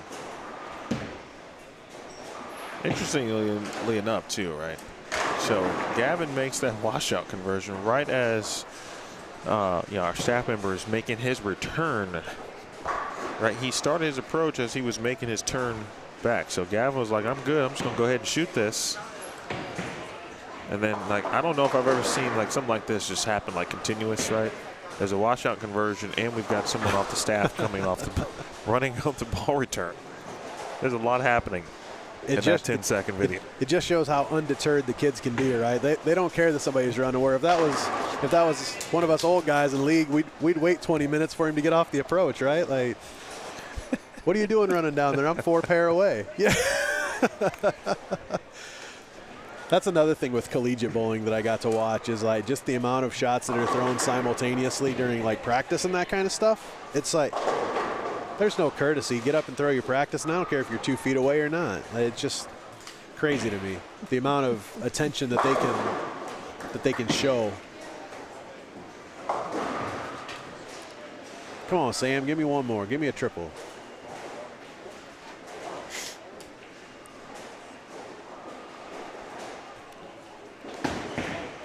Whoops. You talked about the quickness of the staff and how attentive they've been and never seen somebody running like so fast. We bowl, there's an event called the Midwest Youth Championships in Alexandria, Minnesota. And great event. There's I think it's 20 and younger, if I'm not mistaken. So you can bowl that into college a couple of years depending on your age. But and they got twisters, so pins fly all over anyway. Every shot, every time there's a pin out, like whoever's going to get it is sprinting from the desk down the approach across the ball return. And then running back. I mean, it's crazy. Like, and it's not like these are like kids. I mean, they're full-fledged adult males, and they're like just running down the ball return. I'm like, I get nervous going up and down steps sometimes, and these guys are. I would struggle with that. But that's pretty impressive. But again, shout out to the staff here. They've been absolutely amazing and on top of everything that you could ever ask for. At 25, I would have been able to sprint up and down a ball return. At 41, just trying to live. If I can get out of bed and my back doesn't hurt today, I probably got a good way to go. It's going to be a good day. Let's save my knees. I haven't seen Will Hudson in a while. Good to see him. I'm not going to say he's back bowling. I just haven't personally seen him. Mm-hmm. And for a while, I feel like I was seeing him everywhere. His parents were bringing him around to bowl at almost everything.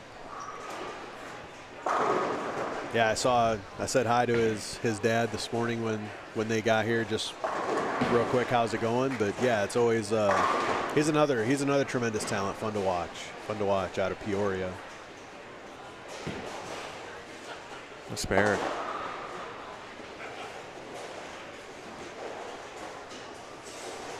All right, so we're all done on 9 and 10, and of course a little bit of a wait as hard to tell if maybe 9 and 10 might be the first group done. So they await 13 and 14 to finish up. But we've got more strikes going on that group. Drisdale, finally. Luke is putting together a 3-bagger late. And get to 200 even here. And of course, minus that single pin miss. It's been a very good back half of this game. So Tyler Williams on his birthday. Go to Tyler full screen. He'll be on the right of your screen here in a moment. Throwing the axe with some surface.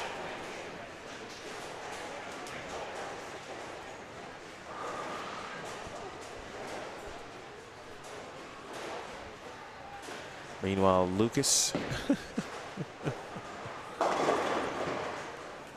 Shout out to Jackson's grandmother as well, who's watching. And a little bit of deflection there.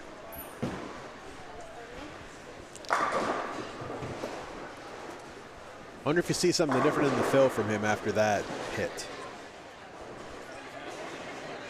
Yeah, I'd give a look to reactive. Yeah, thank you, Miss Linda, for just checking in and watching Jackson. Heck of a young player. And because what did Jackson finish up? 7 and 8 or 9 and 10? He'll be moving into our 9 through 12 zone, so he'll still be on camera for a little bit. Who is is that our guy Joseph? Is Joseph with the 260 opportunity? I believe it is. Joseph Evenson met his dad, talked with him last night. Joseph's brother goes to Wisconsin Whitewater. Okay. actually, and walked on to the team. Wow. That's another squad that's tough. They didn't have the postseason that they would have preferred, but yeah, that's a good squad there too. True club team. Yes.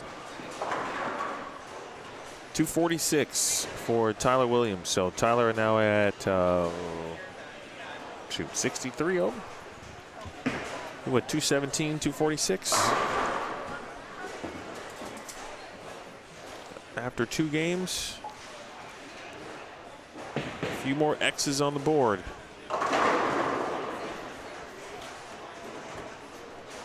Tatum Lee trying to scratch out 230 over there yet.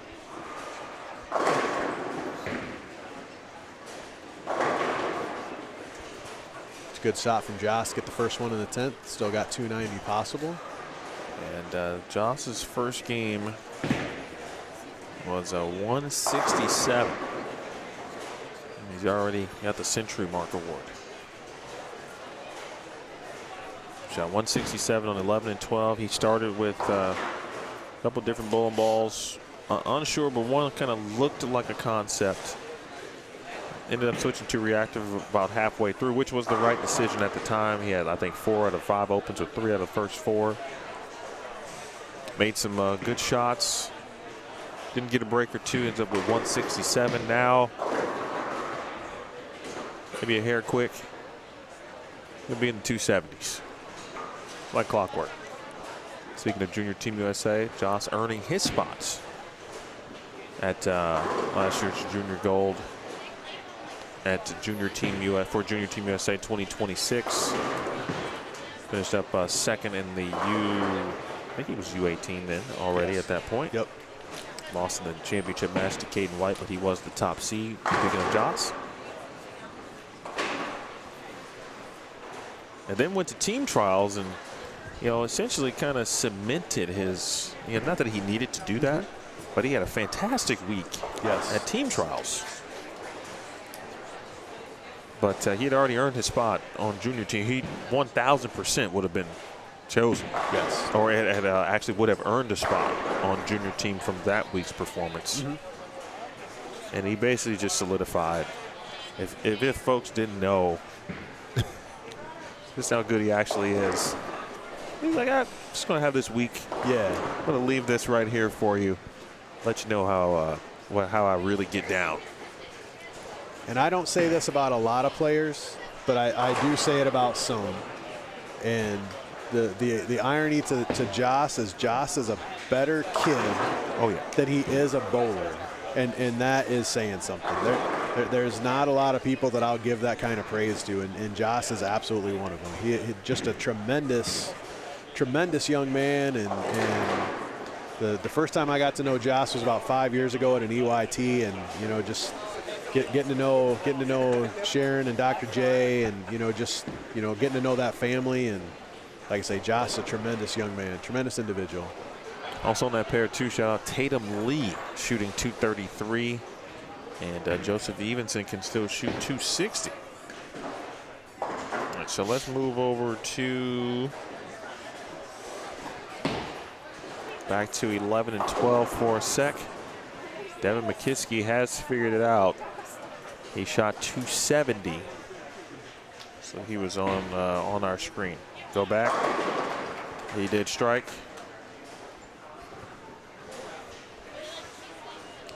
Well, both of these divisions tomorrow, no matter who makes the finals.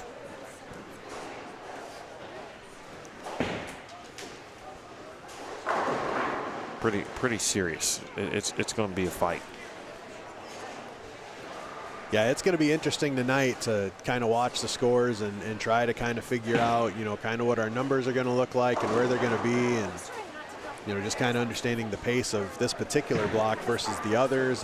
There's going to be a lot to break down as we go through the rest of this afternoon and this evening.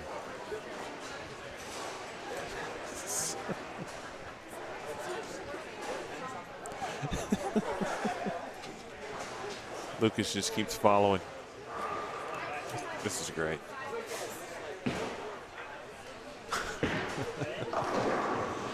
Out there, everyone's doing it. They're all taking their They're photos. all going to want pictures now. They're doing it. We're not going to be able to read any scores the rest of the day. They're doing it on 9 and 10. Good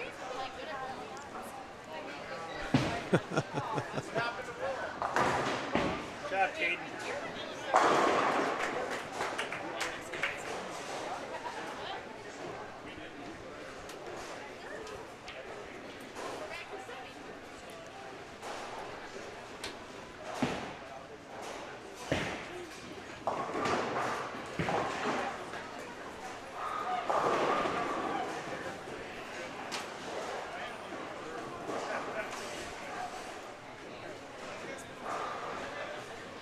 So McKiskey struck again.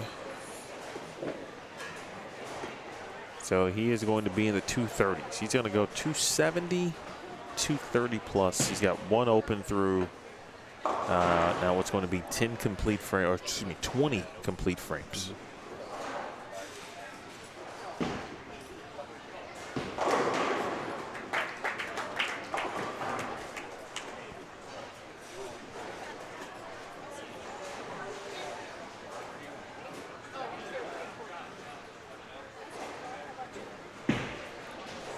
Mr. Evenson ended up 244.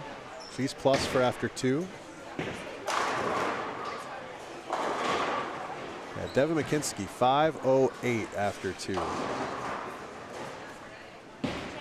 Wouldn't have thought that was possible after watching the first squad. No, that's be curious to see if the low end of the building treats him the same as this high end has. Like I just don't know the characteristics of the building very well because I'm first time here, but Me neither. And it's, you know, you kind of listen a little bit.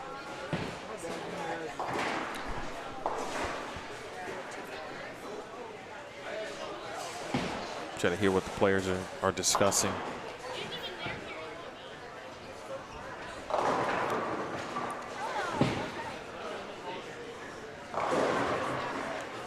Katie Kirchner here up on 9 and 10. She's got a older, she's from Vinton Shellsburg. Her dad is an assistant coach at Hawkeye Community College with Coach Taylor, and her older sister Kylie is she's just finished up her freshman year at Hawkeye. How about that? High game 242. That series 637. Started at age 6. Oh wow! One of the most in our bowling accomplishment she's most proud of. Making it to state during her freshman season with a torn labrum. Yes, that was whoa. Yeah, she missed a good chunk of that season too, right up until kind of got cleared to be able to bowl late in the season. I couldn't remember exactly what the injury was. I knew it was something that cost her a big chunk of the season.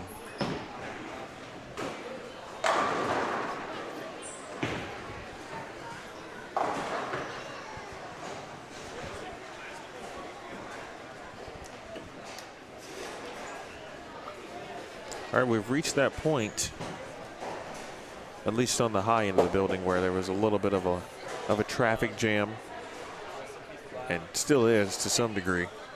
Right in front of us. They're trying to figure out, make sure they understand which pair they're supposed to be on.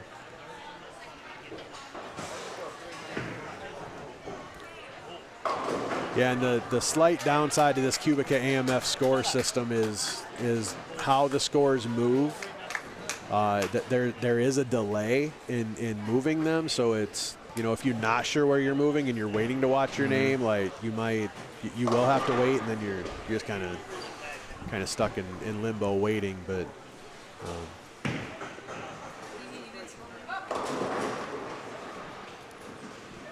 Have fun. Remember, it's fun. You shut up.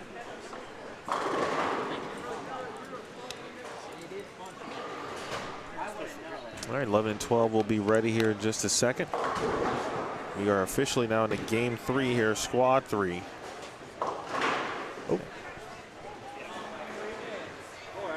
And an intriguing first 2 games in a lot of ways. Okay, well, just everybody's giving runs at splits here. And so, yeah, I think what we've seen, you know, almost confirming, right, multiple ways to play the pattern. Players who have now bowled multiple times, and even those bowling for the first time, have utilized, talked to players, parents, you know, watch some live streams, watch some replays, get an idea of what they want to do, create a game plan, and really, you know, have executed said game plan. And I think there's players who've also executed, but have now gone to different pairs, right? And the pair-to-pair is what now becomes the latest challenge with this lane condition at 40 feet and 33 mils. Well, and it goes back to being a full field, right? And so even if you watch the live stream a couple of times, we've got as many games now as we've kind of had through 4 really on any other squad. So we're encroaching on uncharted territory, you know, to where we've got more traffic than what we've had. And again, just it's another iteration of the lane machine going down the lane. It's a little warmer in here than it was this morning. I mean, there's a lot of variables that we haven't encountered yet. And the field just playing them a little different. At the same time, you still got, it still feels like that 7, 8, 9 area of the lane just doesn't work unless you're right on top of it. You have to go around it, or you have to be inside of it. You know, kind of like we were watching Savannah Portillo do. You know, kind of trap it in that kind of almost third zone. And just like that shot from Laurel, that got just a little right, and it just continued to go. I know it was plastic, but that was just a little offline, and it just kept trickling right. 4-9.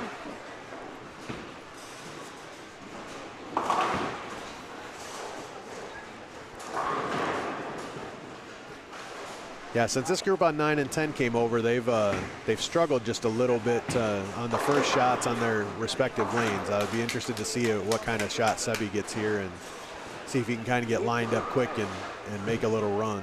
He's got a good start, 420 after 2. Throwing a concept. That was a good shot, good forking.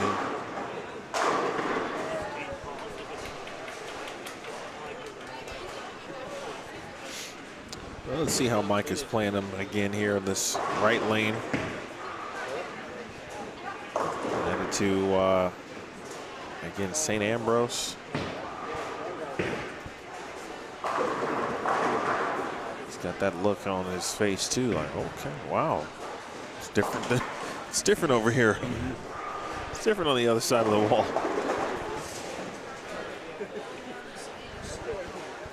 Yeah, and I think some of that's probably where we are in the block. That's part of it. But then when you do make, when centers have different bays like this does, ideally one section gets more open play than the others. I mean, that's kind of how it is typically from the proprietor's perspective. Like, you're going to put people in front of the control desk. I mean, that kind of thing, just basic bowling center operation, so interesting to see how the two different bays kind of play against each other, and really a field that we can really start to kind of gauge some of that too. Off game still strong here for Jackson. Although he leaves a 7-pin, additional carry. It looks like Micah is following Devin McKiskey. So McKiskey shot 270 on 9 and 10, and then he moved over to, of course, to 13 and 14, and that does look like the crossing pattern for Micah during the squat too. So you always ask lefties, and whenever I ask them, about how they're playing, what they're playing, I always say, and if I know they're following lefties, I'll ask the question, and then I'll say, I don't know if that's better or worse for you. You got to tell me, because it's different per lefty.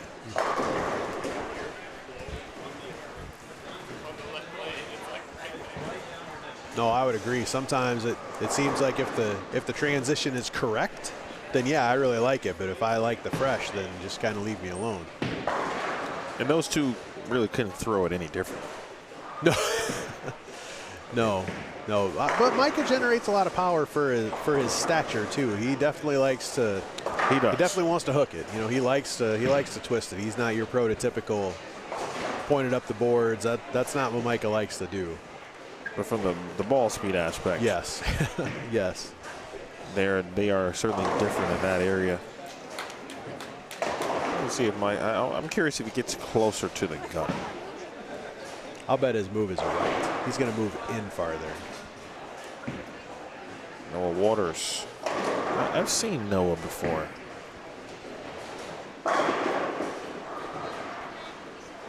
Game 3, folks, we appreciate you tuning in. Big thanks to all of the tournament sponsors, Perry Novak, Electric, BRP Incorporated, and the Brewing Company, Ziegler Cat, Athy Construction, Kroll and Construction Build Momentum. So thanks to Skyline Motorsports, and trying to reward somebody with $1,000. Somebody can shoot 300.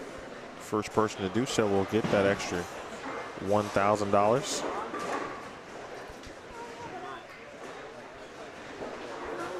We appreciate everybody tuning in. Thanks for supporting these young people and these young athletes on their quest for some big paydays, you know, at no older than 18 years of age in the form of scholarships. Big prize fund, $40K added by all of the respective sponsors I just mentioned. So big thank you to the local Decorah community, truly. All right, they've did a fantastic remodel for this building about 5 years ago. So you've got a really fantastic and unique facility. You've got an opportunity to take home a 5-figure paycheck if you're winning the boys division. If you win the girls division, you get $5K. Again, and that's just the first place checks, not including everything else with respect to the prize fund for all of our boys and girls participating. I want to thank Brandon Steen. He's been tasked now for his second time to help run the event. Of course, Vern and Russell have done a great job here at Kingpin, along with Quentin Bolin and their entire tournament staff, as Matthew has mentioned. I'm going to go one step further and thank Vern's mom, Cindy, who has checked on us multiple times here today. Took care of lunch for me, making sure we are hydrated. Yes, yes. Super appreciative of all the, like I said, the staff's been absolutely amazing.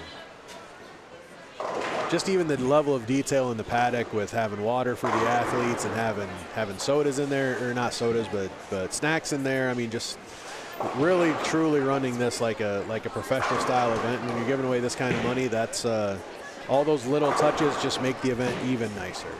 I would let it slide if you had said pop. But instead you decided to go with soda, and then it was just all the way wrong, man. I kind of use them equal. I'm either one. No. It doesn't. So you're a pop guy? It's one of them. How could you use them both? I don't know. It doesn't really matter, I guess. I mean, you're right. It doesn't. From that aspect, you actually are correct. But I am curious now. So did you grow up saying, which one did you grow up saying? Pop. Yeah, okay. Pop. Mom. But Dad didn't drink pop, but Mom did. So go give me a pop. And then how did you come around to soda? When I was in college, I played golf with a couple of guys from Arkansas. Okay. And they were soda guys. Okay. So I guess I just kind of turned into soda at that point. I don't know. You hear it enough times. As long as it's not Coke. Like, I mean, you go far enough south and everything's a Coke. What kind of Coke? Like, well, I want the one in the red can. You know. But so yeah. So I guess I don't know. It's funny. We just had this conversation a couple of weeks ago, and with some friends from Michigan that we have, and you know, I made the comment soda, and almost just like the iteration we just had. Like I just got chastised for using soda. You know, just couldn't help it. A super washout conversion there from Taylor. Well, we saw Emily Kringle make 2 of those today. Yes. Earlier this morning on 9 and 10 in the same game.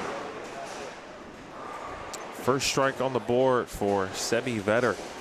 Sometimes I forget his real name is Sebastian until I see it. Yeah.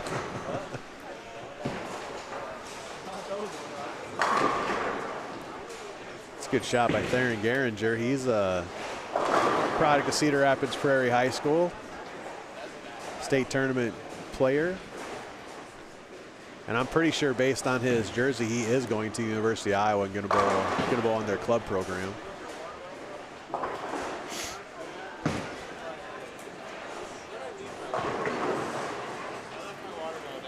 High school teammate of Kylie Cook, you're a round one ladies winner. Yes.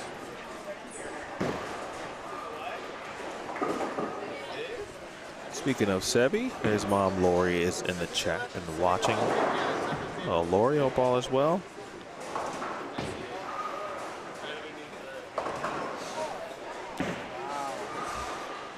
Man, that was tough.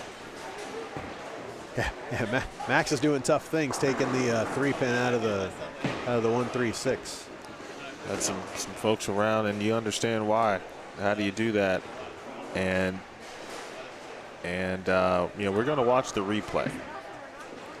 And ultimately, what you're going to see is what might be the most difficult part of this lane condition, especially if you're right-handed. And we'll watch it at 0.25 speed. Okay. There's a zone that we've been talking about, and it's, you know, really between 10 and 15.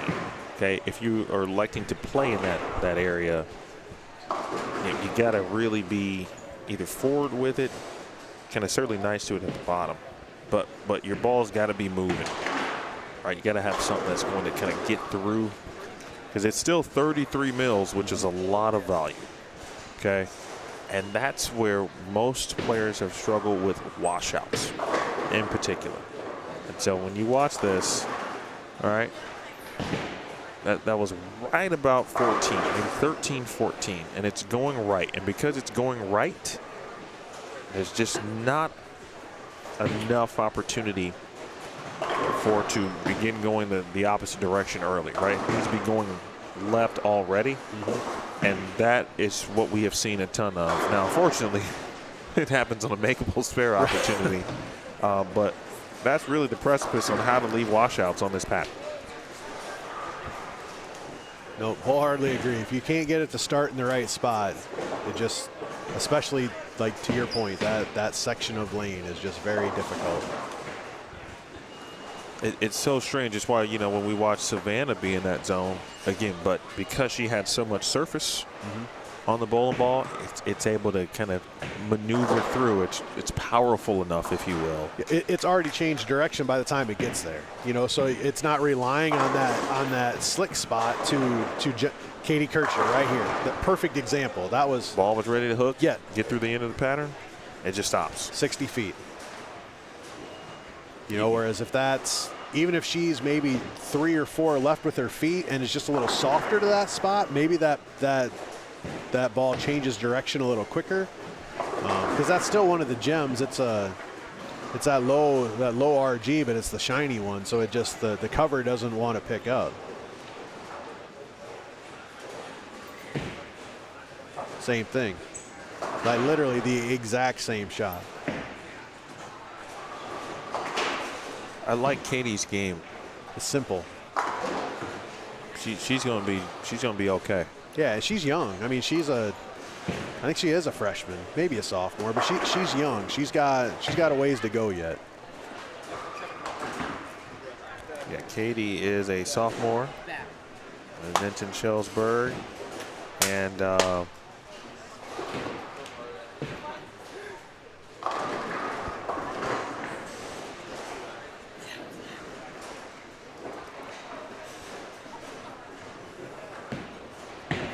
little chamois competition just took place. Nice shot there by Noah Waters. That was really good. Kind of playing in that same zone that we just got done talking about on lane 10, but just more rev rate and the ability to get the ball to slow down. So at the end of the day, that's what you need the ball to do. You need the ball to slow down in the right spot in the lane to be able to go through the pins.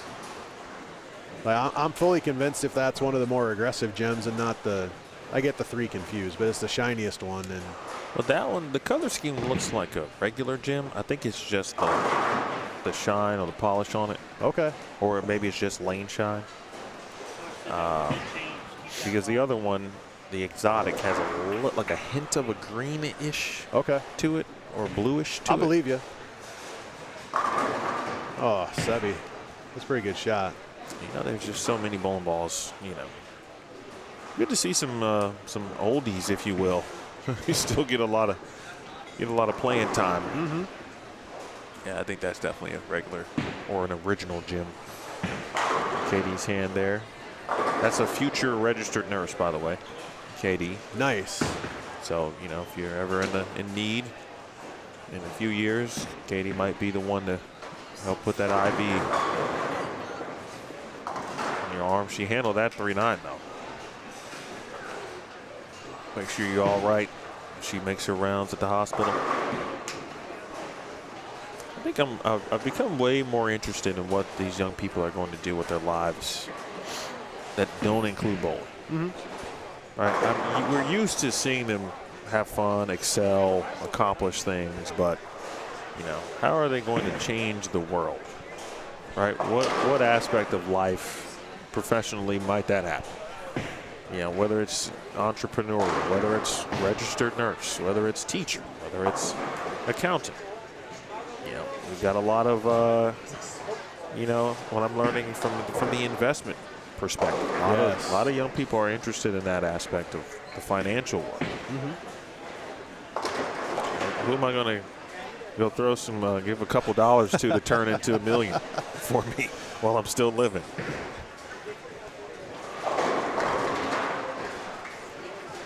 Yeah, no, it's pretty neat just to see the wide array of, and even just asking kids what their goals are. Because I personally, I think it's unfair to ask somebody what you want to do for the rest of your life at 17, 18, 19 years old. Like that ain't right.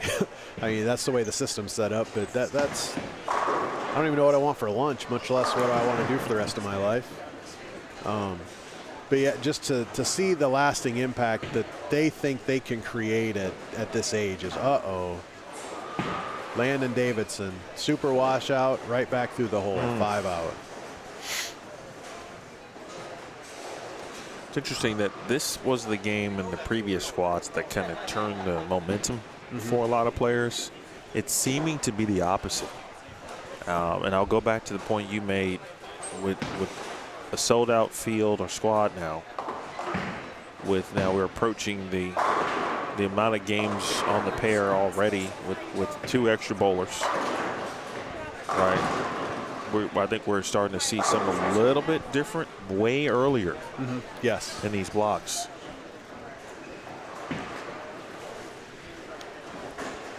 And I was talking to a competitor in practice that isn't bowling this squad.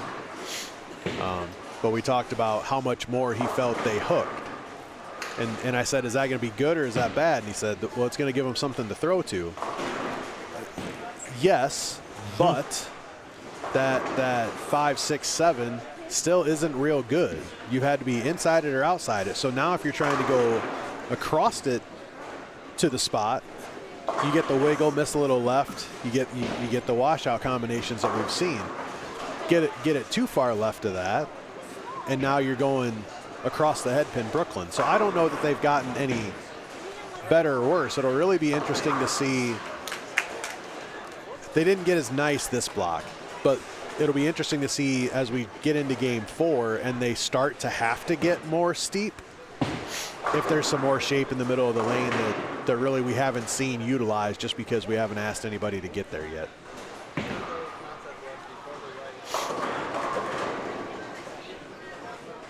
All right, in a moment we'll take a look at see what 5 through 8 and how they're faring down there.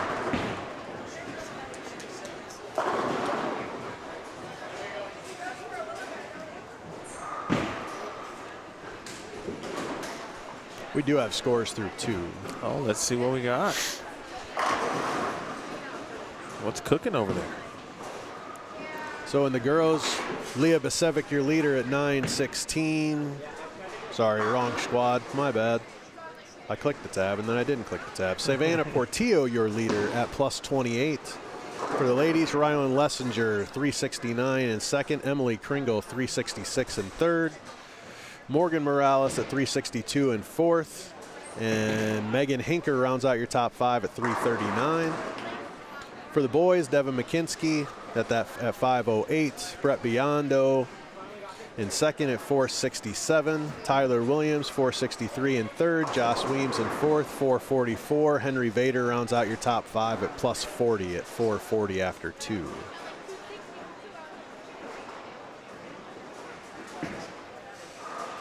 So definitely scores have gone up since, you know, across obviously the 2 blocks we've watched, this being the third one. Scores are definitely higher. Now it'll be interesting to see, as we did talk about, kind of the struggle through game 3 a little bit across the building. What does that really turn into?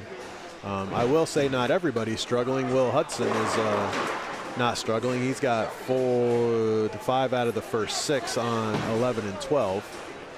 So he's got it figured out as he made the switch going from low end to high end.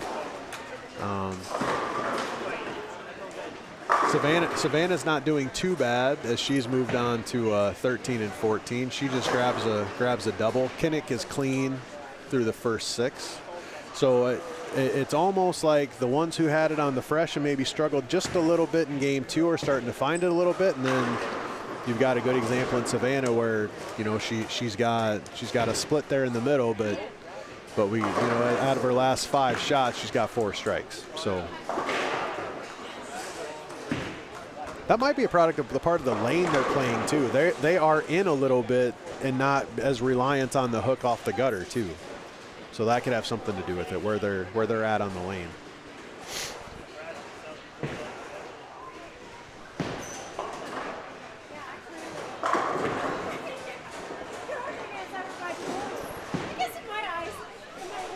Somebody mentioned the term, we talked about the term, of course, parlay, and I say it a lot now in bowling, but it really is in reference to if you get a good break, you got to be able to parlay that into hopefully multiple good shots and you get on a string or a run.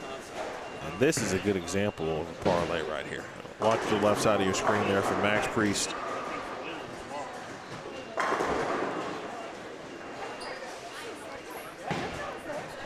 That's the other one. That's not a parlay. But they also, it could be used for both. But that's the backdoor. That's the backdoor Johnny. Yeah, but you can also. So what's your parlay? I think you can parlay anything. You got to parlay that into something. Right. But the shot is a backdoor Johnny. Now he's got to parlay that into. Now he's got to come to the other lane and go turn it into something.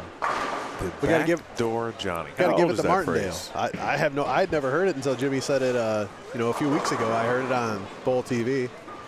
Actively sitting at work watching Bowl TV, and he says that, and I'm laughing. Somebody walks by my office like, "What's funny?" I'm like, "You ain't gonna get it.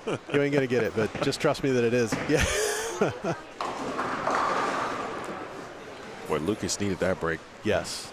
He is. It would be nice to see him maybe take that and turn it into, make a little run here to finish this game and see if he can grab a little bit of score.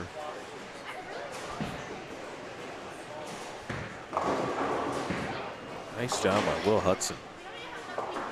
Utilizing the slow ball speed. Definitely speed sensitive.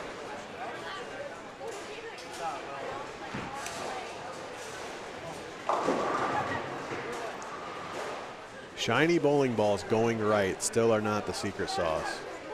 Still not good.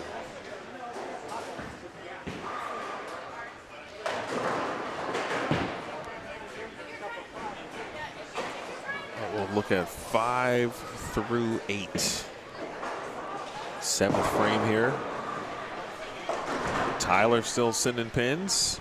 A little bit of a slower start here on this pair, though, for this group. Specifically, Tyler, a couple of splits. Just his second strike, no doubles yet. Joss and Tyler Paulus off to good starts here.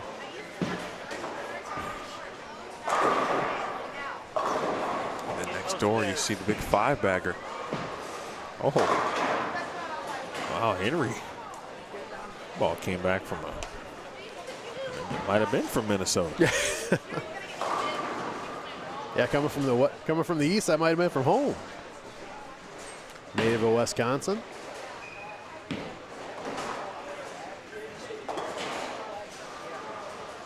Get out of there. That's a good shot from Emily. Where's Emily at in standings for the first couple? Emily was close to the top. She is in third at 366, so minus 34.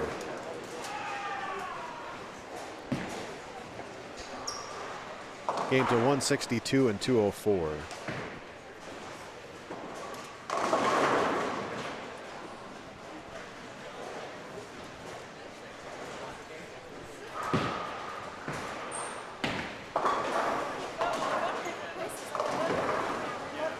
Tyler Paulus at a Taft High School in the city of Chicago proper. North side of things. He's helped Taft and got himself to or the team, I should say, to a couple of state tournament appearances in the last couple of years. Something like a nice send-off for a state championship. If you watch Drew Washington through the nose. When I see teams or players or parents post about that, I was like, that's nice. The team is, or the school, their respective school is recognizing their ability, especially for bowling. Right, and that's probably what puts it over the top. People are actually recognizing bowling, yes, which is great.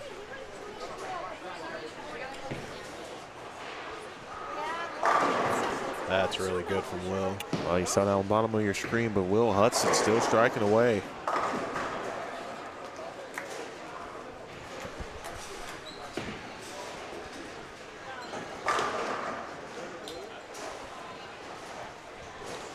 Shot was just dead posted. Aced it all the way.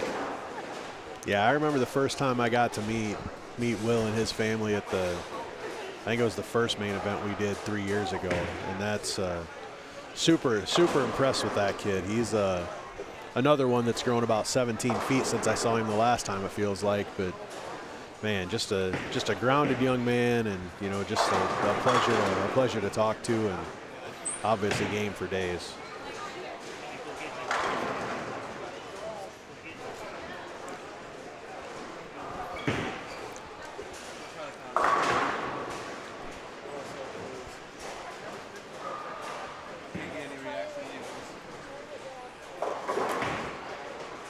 Joined us late. This is Squad 3. You can also catch some of the action from the previous two squads on Boldstream TV. Those are in the past live stream section. Also in the playlists as well. So you can go back and compare Squad 1 to Squad 2 and what you're watching here in Squad 3. Hit the thumbs up on this vid if you wouldn't mind. Also subscribe. Boldstream TV, make sure you turn on the notifications. Let you know when we go live each and every time. We'll be live tonight again at 6:30 p.m. Central. And then tomorrow all day long beginning at 8 a.m. Central Time.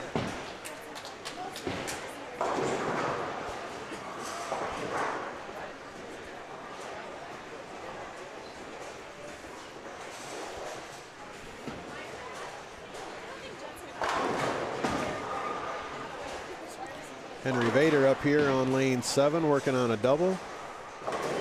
Got a good game working. Double, spare, double.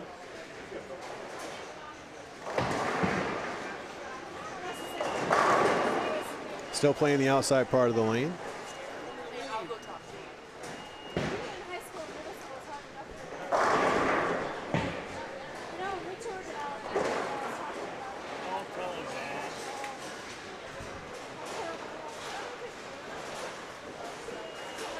You think there's another move at this point for some of our players, right? Because we're, as you mentioned, we're now in a different territory. I mean, I just watched the shot from Joss on 5, and yes, he's working on a 4-bagger, but that ball was, it appeared to me, considerably more firm than what he was doing on the fresh. So it almost looks like his adjustment has not been necessarily I'm going to make a big jump left. I'm just going to get it more up the lane. Almost taking a little bit of a note out of Jackson Dias's book from this morning where he just, tried to take the front part of the lane kind of out of play and still use that friction. So I'll be curious to see if that continues. But yeah, I think you're getting to a point where if you want to throw something clean up the outside part of the lane, I don't know how that's going to do well for you. It's almost going to be time to. I think it's going to force you to make that jump left eventually, and have to get in and hook it. Stop here by Henry Vader. Textbook execution on that 7-8.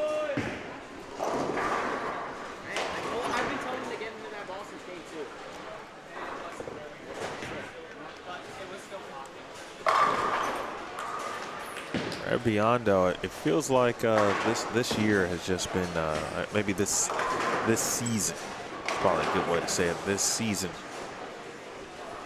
has been a very good one for him. He's won several EYT titles, shot 300 at an EYT. Every time I see him, he's in the winner's circle. He looks like he's on the ascend. On a number of different tours. It's not like it's just the EYT. Right. I mean, he's bowling well in the WIBTs, the JBSTs. He seems like every time he shows up, you're right, he's winning or placing or in a championship match someplace. He's had a heck of a campaign this year for sure.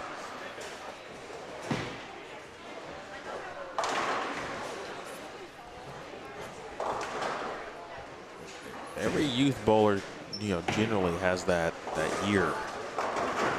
Can let you know like it's time. You have truly ascended to a spot or a point to where every time you step on the floor, you're a threat to win.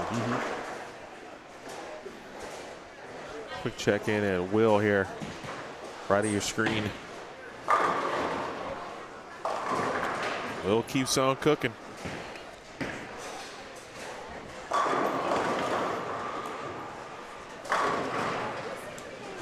It's a big three-bagger there for Tyler. Not trying to give too many pins back. He can still save 196 on his 18th birthday.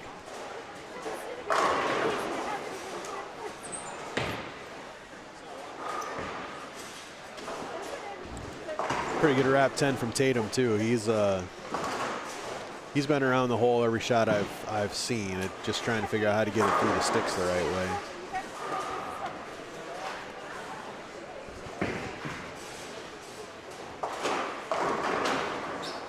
I was either just a little soft or a little left for Joss. I couldn't exactly tell which, but if that's going to be his miss and he can minimize it to a 4-pin, it's probably not a bad thing to grind out the rest of this game and get off the pair and see what the other side of the wall has to tell him.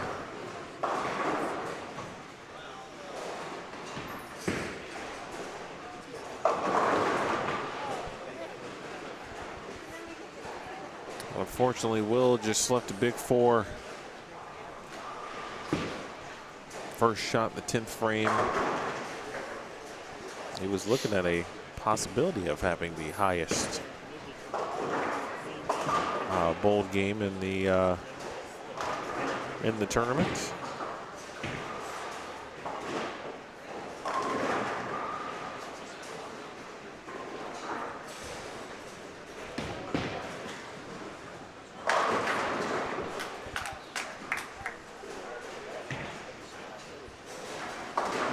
And almost made it.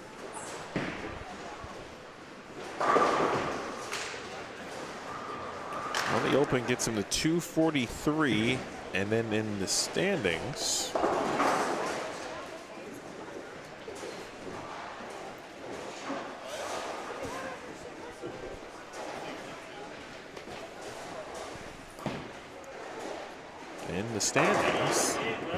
oh, that was much needed for Will. He did not have a good start. So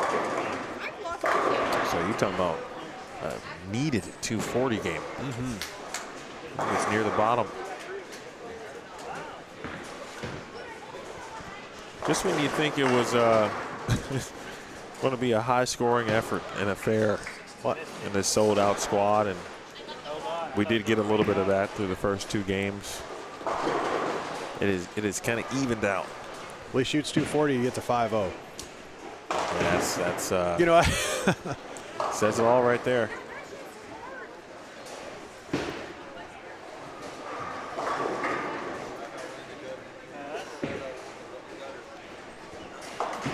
Savannah's still grinding. She ends up with 188, so she's plus 16 after 3. Who else we got down there? Anything cooking? Gavin Neal's got a little bit of a bagger going on. He's got a 4-bagger down on 15 and 16.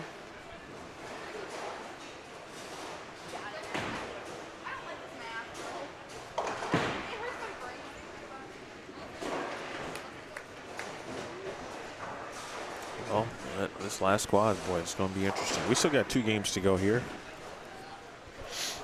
And after watching 3 games of the full field, and the way the lane's now starting to really transition and seeing the differences, so intriguing. How about Joseph Evenson again? And just like last night, he popped off 250 plus. He had a chance to shoot 260 early. He did shoot 240. Sevy's going to finish at 158. He gives me the thumbs down signal. And I understand it. He threw some really good shots and didn't get a ton of breaks. Let's see if Matthew gets his pin back. I've watched 3 bowlers borrow your pin. But I always know who takes it. And now 2 squats.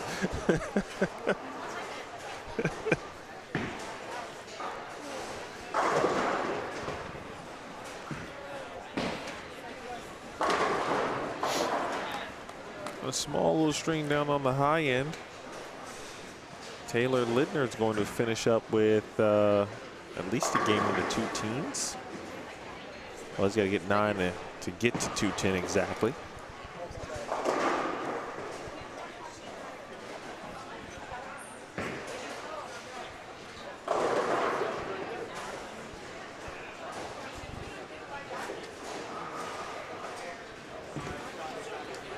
That was another good shot by Tatum on 6 and 4-pin, 10-pin, 4-pin.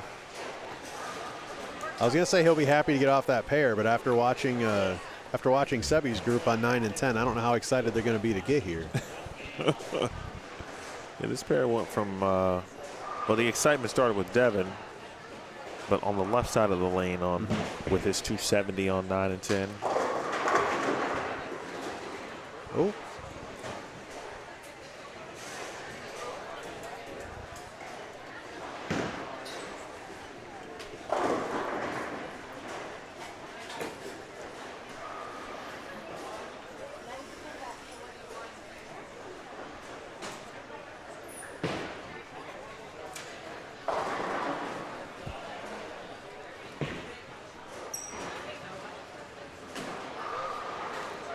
Okay, Joss. One more of those, and he will be in the 230s. Trying to get Tatum Lee to 180.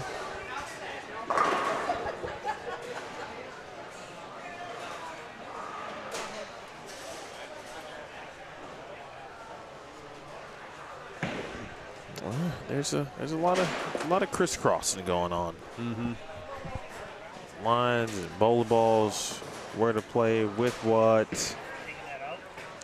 And now a tough ending here for Henry Vader, though. He did make the 7-8. Probably made a little bit of a move. Now he's got to try to convert to 210. Maybe. Send it.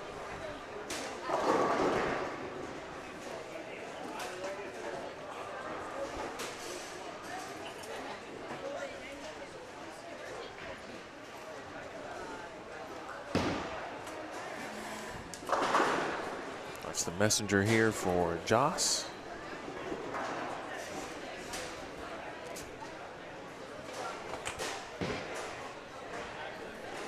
$210 maybe for Vader.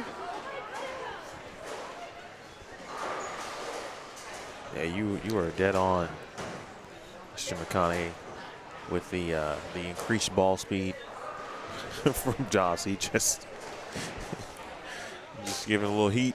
Full extra send. heat. Full send. There is no let up, and the little bit of let up was a 4-pin. So I mean it. Yeah, you got to go get it. That's another one that's for being smaller in stature brings a lot of power. A lot of power. Tyler Paulus. Good shot. So 10-pin strike for Tyler gets him to 207, but Joseph Evenson. Now I'm trying to remember who got our spots last night. I have to refer to Coach Steen's post from last night.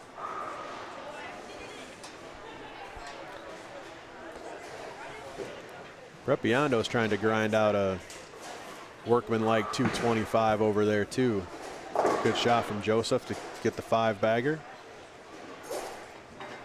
Still got a chance to be in the 260s.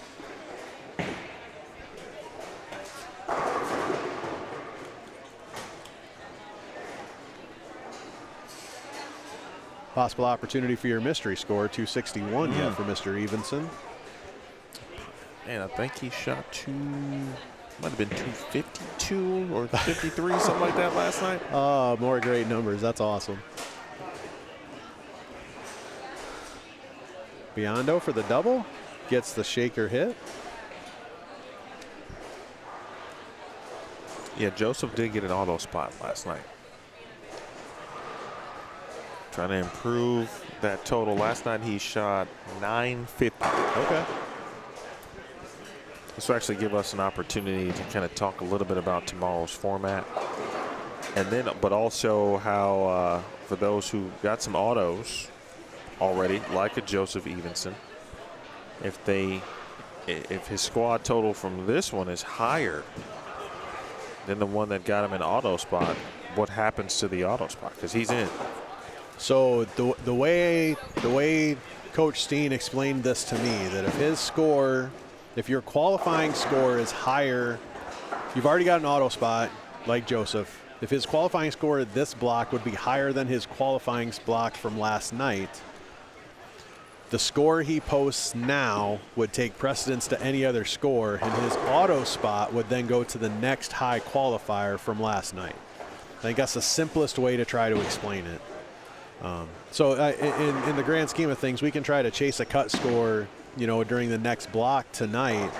But in reality, it's going to be very, very difficult to figure that out. It's going to be really, really muddy just because of the autos and where they go and if somebody qualifies with a higher score. So I'm sure, knowing you and I, will probably try to do this. But if it's not quite as successful as we hope, it's not for lack of effort. Yeah, we'd have to get out Friday's squad first and foremost, because you need to know who bowled and who is next in line. Yep. For some autos, and I guess the same thing would be said too, even though there's only one auto in the girls division. But if someone who already has an auto is in a higher spot, we'll have to make sure we double check that with respect to the girls division as well. The only nice thing with the girls is Kylie's not bowling. Kylie's already in. She's done. So that spot isn't going to go away. At her. No, right. Hey. Yeah. I hear you, Kylie. I hear you. Listen, I'm chilling. Give him the Jack Buck. We'll see you tomorrow. That's right. Kylie is chilling, like, okay, y'all go ahead. I handle my business. If Mom had to quit watching, she had to go cut the grass. That's what she told me.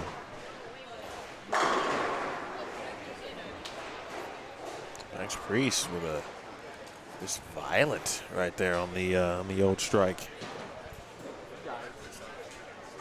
It's a good finish there from Owen. 224, and then of course, as you said, Brett, nice clean 225.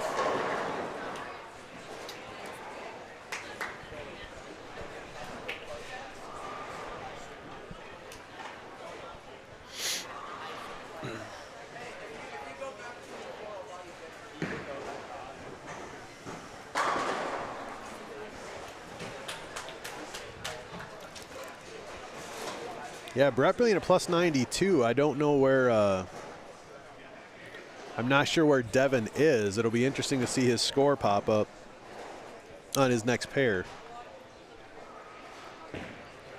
Well, even just this group alone. 692, you got 620 out there from Drew. Yep. Henry Vader's got 653, right? Is that what that is? 653? Yes. Yep, 653. That's 3 players, at least 20 over. Well, and then the pair that just came in here, Tyler Williams, 636. Joss is plus 82. Tyler Paulus is even. Joseph Evenson, plus 62. Tatum Lee, 6-0. Like, I mean, we've got a lot of plus numbers through 3.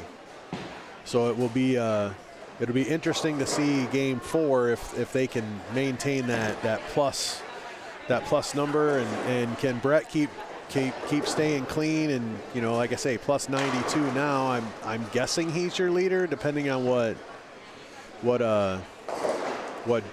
Devin shot, or at least he's close. He'll be around the number.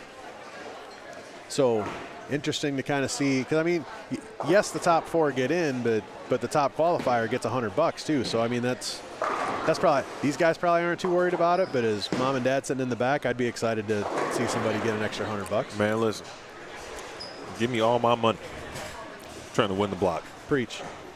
If it's available, I want it. I want to win. Joss is just bringing the heat.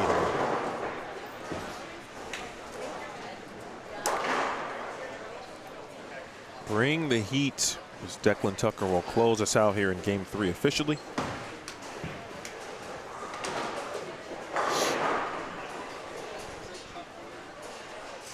This is a silly question, Mr. McConaughey, but I don't want to assume this. But did you bowl?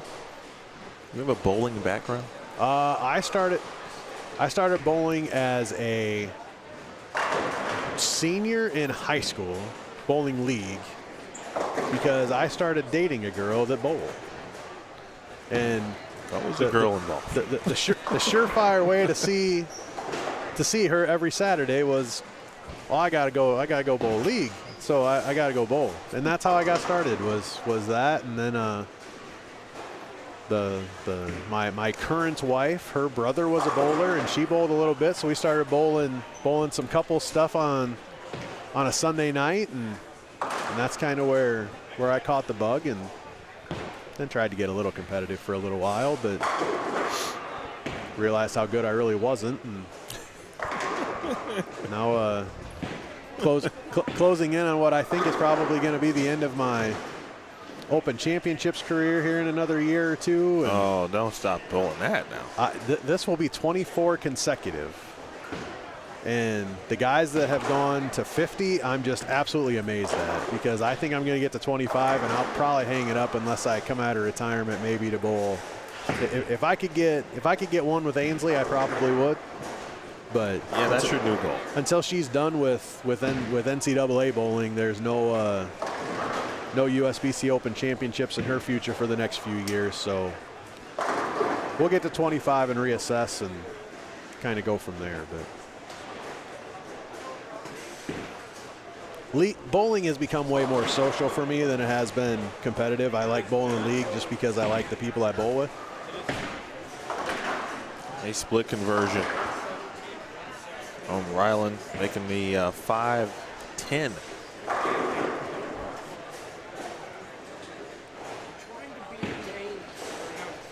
One of the interesting things I've learned within the last 5 years, with a lot of our current, youth stars, if you will, much like when I was a youth bowler, my parent, or my dad specifically, was the bowler, and so that's how I, learned or got the bug, etc. But a lot of our current youth stars, many of them, their parents didn't bowl. And I found that interesting, and it's way more common now to seems like to where you wouldn't have, or your parents didn't bowl. But I've heard more of their the cool birthday party story. Yeah, I went to the birthday party, or you know, we've been reading some of our bios, and that question has been asked, and they've answered how they got started. You know, grandma signed, you know, me and my dad up for a youth adult league, or you know, I went to a birthday party. You know, I've seen more of those in the last few years. Those types of stories. Yeah, and that's pretty cool. Like, it doesn't really matter how you get started, but you know, just it's one of those games that you can play forever. I mean, in theory, as long as your body will allow you to, and you know, at what level competitively, sure. But just the idea that you can is pretty cool. And you know, just like all the money we're giving away this weekend, I mean, just get yourself a little help for college. I mean, even if you don't have professional aspirations, you can still go and continue your athletic career as a collegiate athlete and get a little help for college and continue your athletic days for another, you know, 4 years. All right, no harm, no foul, Drew. Gutter spare. We've seen a couple of those already this week.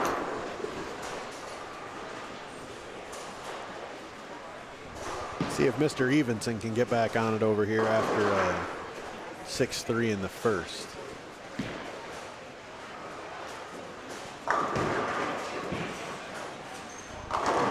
Oof. Oh, get out. There it goes.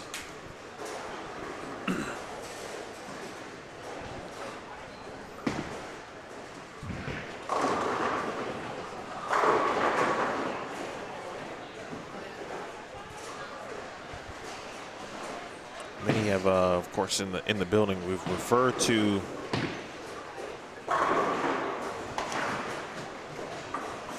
the look of Kingpin Entertainment Center, which is where we're bowling, to the MTI Center on the campus of Trine. I'm sorry, that's their basketball facility, but inside of that facility also sits the bowling center.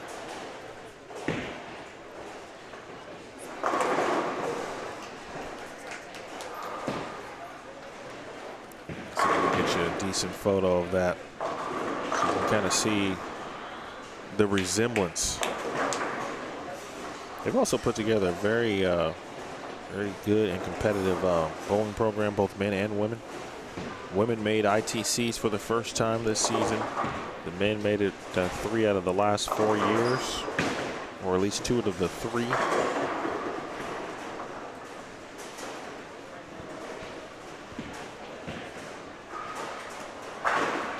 Yeah, Hope has done a tremendous job at that program.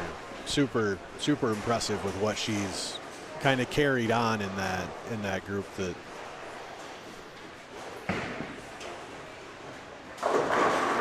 oh, almost had a 2-4-8-10 on 13.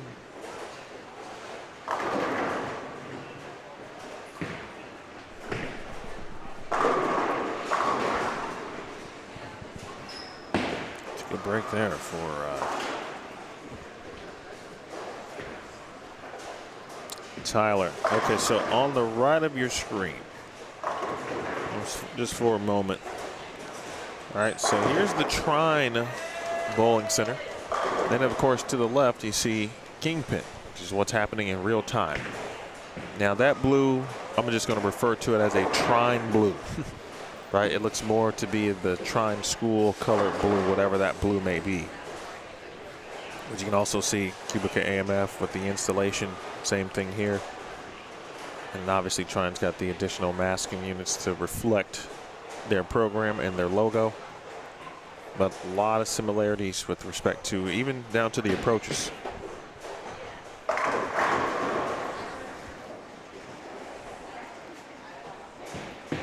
Let's just talk about on-campus bowling centers for a minute. How cool is that? Right? Man, what a luxury. And more of those can be found, and not that there weren't. There does feel to be some generational like aspects to bowling lanes on campus, right? Where it did feel like a few decades ago that was very common to have a student rec. Nicely done there from Tatum Lee. you'd have that student rec center that would have a bowling center, and of course many of the club teams that we come to know and love, kind of got their starts at these respective student unions. But the more competitive, competitiveness that we find with respect to all these teams, and then the schools are investing in the programs and helping create, new training facilities, or at least maybe even make what's the word used in interior design these days? Functional. Yes. Making existing bowling areas on campus more functional for the bowling program. Nebraska's got a pretty cool, training facility equipped with a locker room. Same with the Vanderbilt. Part of the allure too for Jacksonville State, they were also kind of building a new, again, student on campus bowling facility. Pikeville had a more of a newer training center there as well. Yeah, it's a little bit of a flex when you can go on a visit and there's lanes on campus. It really is. I mean, it's a thing. It's pretty cool. I thought Arkansas State maybe had something, but I don't want to confuse that with hijinks. But pretty sure I feel like they practice elsewhere also too, not just at a hijinks bowling center. I could be wrong on that.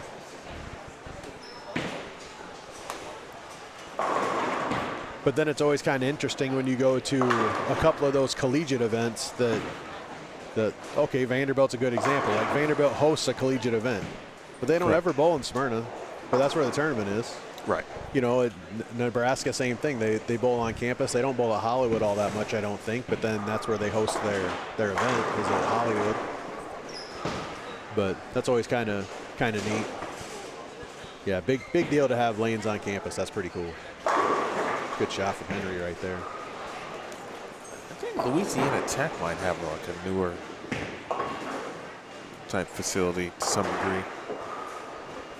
But yeah, if you're taking a visit like that, that's a good question. And there just won't be that many programs that would have it, but you never know. Like they just might have it, and they obviously would certainly show you, because that's a really cool selling point. Got some scores over there? I do have some scores over here. So let's run it. We'll start off with the ladies. Savannah Portillo still your leader at plus 16, the only girl who is plus on the day. Emily Kringle, second place at 536. Rylan Lessinger finishing her currently in third at 530. Tied with Kiera Krieger at 530. Morgan Morales rounds out your top five at 512. So, like I say, Savannah is the only girl plus. She is roughly 70, it looks like 80 pins clear of second place Emily Kringle.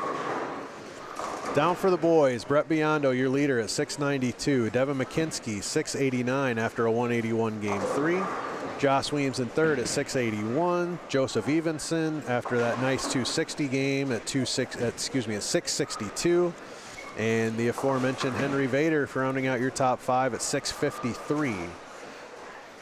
So we've got, go all the way down to 10th place at Tatum Lee at 601. If we're looking just at top four, for 662 currently being the number, regardless of who's already qualified. I'm just going to, when we go through this, that's kind of how you got to clarify as far as who hasn't qualified and who has. But currently your fourth place number is 662. And at 10th place is even. 11th place is even at Tyler Paulus at 600 even. So interesting to see kind of how game four continues to go. This 9 and 10, this group of Tyler, Joss, Tyler, Tatum, this Joseph, this group has kind of been your pace setter to a certain extent. Brett's been a little bit of the outlier, not on this pair, but close. So it'll be kind of interesting to see how we'll have these guys kind of in view for games 4 and 5, to where it'll be interesting to kind of keep an eye on them and see how they continue to navigate the transition and like I say, different transitions than we've seen so far this weekend. So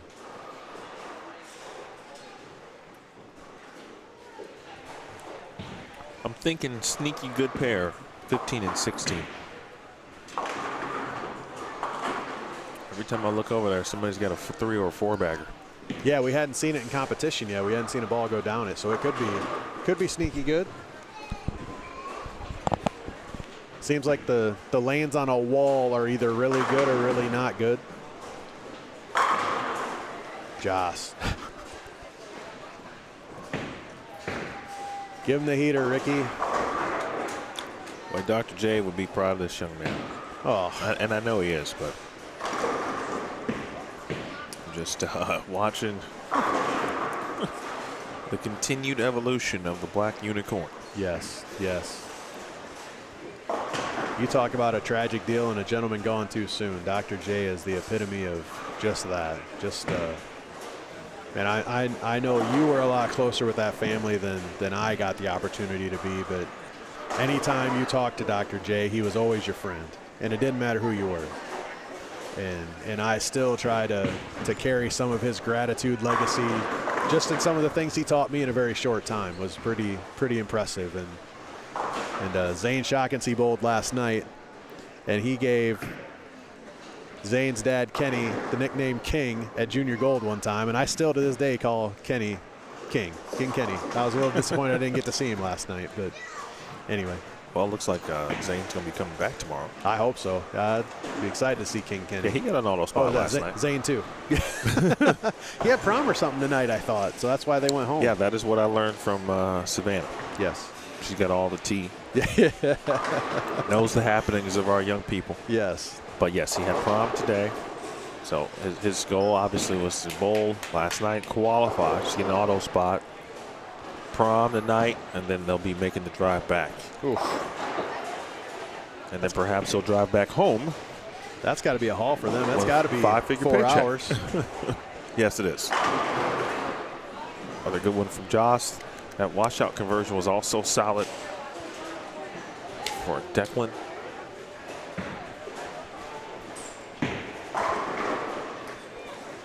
We're talking about Joss and that just throwing the heater. Just look at how he kind of explodes through the bowling ball.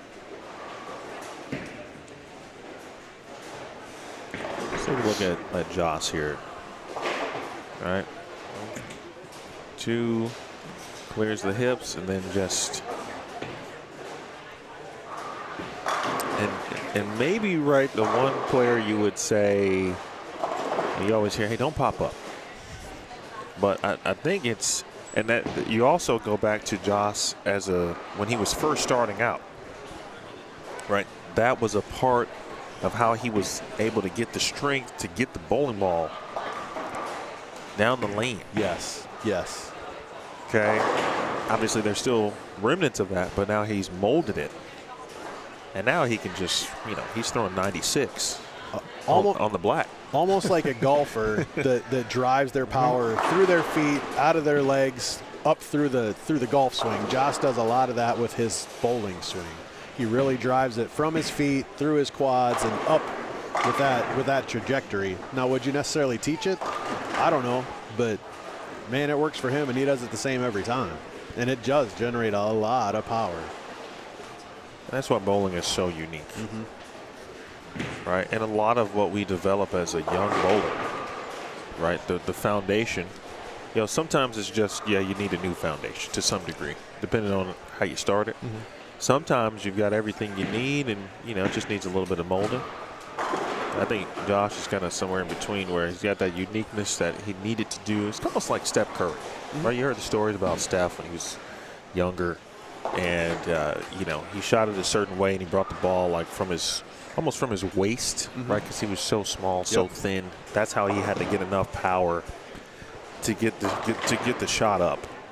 And then as he got older, he had to break down his game or his jump shot completely, of course, to become the greatest shooter of all time. Right. I think there's a little bit of that for Joss to where, but instead of having to recreate and start over, he's just able to take what he had and just make it better. I'd agree with that for sure. Because, you look at all the fundamental pieces in his game, and they're all very, very good. They're very, very good. So yeah, nobody would teach the golf swing that Jim Furyk had for years, and he's a multi-time major champion. Nobody's going to teach the way Walter Ray bobs up and down going to the foul line. He's one of the greatest of all time. I mean, so just because it doesn't look like the textbook says it's supposed to doesn't mean that it can't be very successful in your unique way. And at the end of the day, if you do it the same way every time, then so be it. Just get it done how you need to get it done, and how you do it is how you do it. Spare there for Grady. Ashlyn Watkins didn't let that one go. She comes back and kind of gives that look. I love the font choice, though, on her jersey. Yeah. Yeah, that's different. I like that. And not only, it could have been her handwriting from, as a kid. Like, who knows? But I enjoy that. Probably as a parent of 2 young people who are, molding their handwriting. It is pretty cool to see, like, we talked about jerseys a little bit earlier, but just the idea that you can go and literally create your vision with one of these companies and it comes out just exactly how you envisioned it is just it really allows the bowler to show a level of creativity that is kind of unmatched in anything else.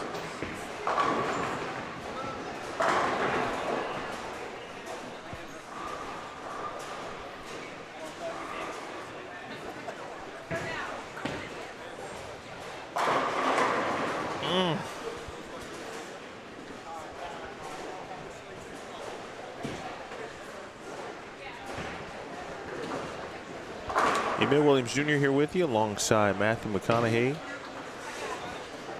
All right. Matthew no longer in the Lincoln commercials. He's moved on from Nissan as well. Not going to tell you which commercials he's in now because he's big time in us now. Oh, jeez.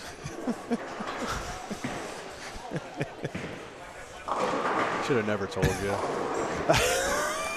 I did never tell you that electric story, though. Uh-oh, Tyler.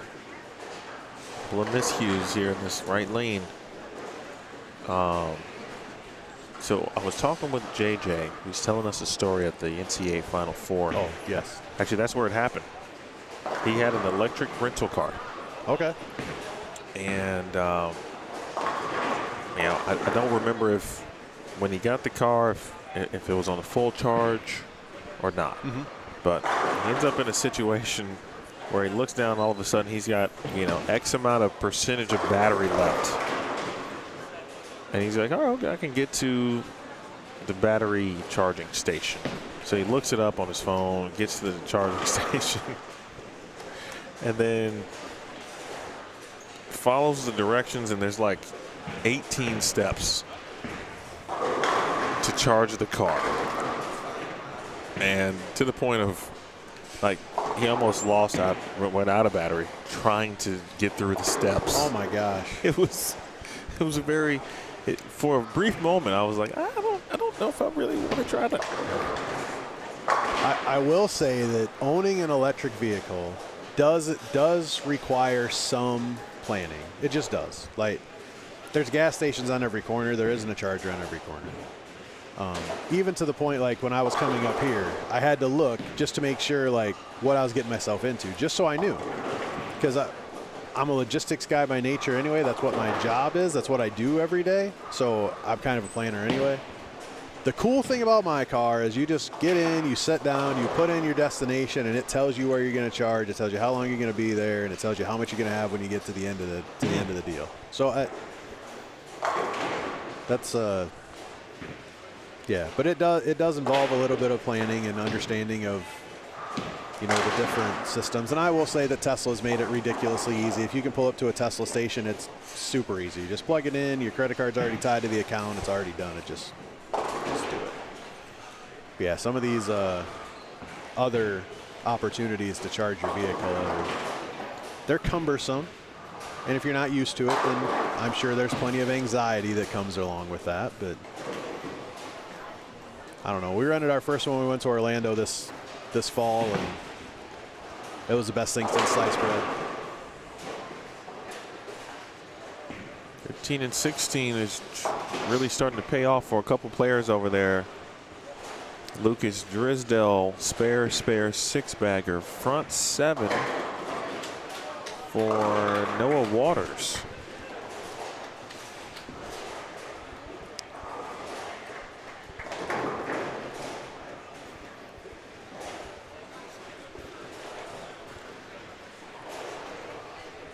One squad left.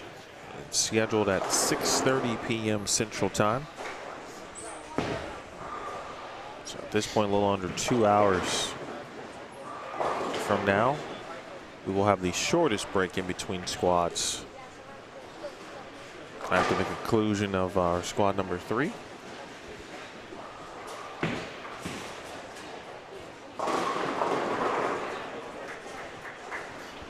Uh-oh. Front 8, Noah Waters. Look out, Skyline Motorsports. About to be calling you here. Might get you on the speed dial here in a moment. I want to give Noah his full respect too. I'm gonna wait till he tells me we have to go over there. So we will do our best to make sure it's handled properly.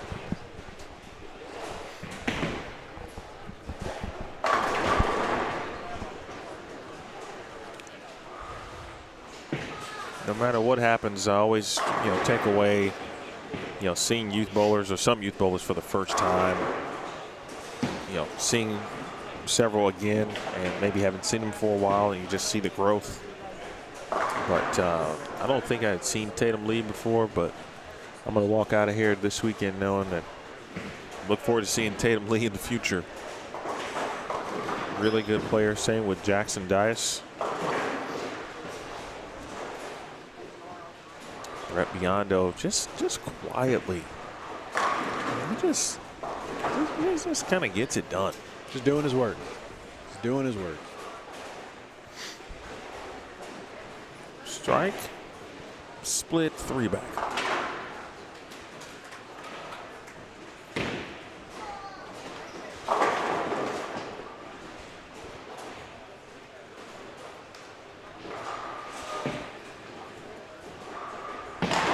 There it is.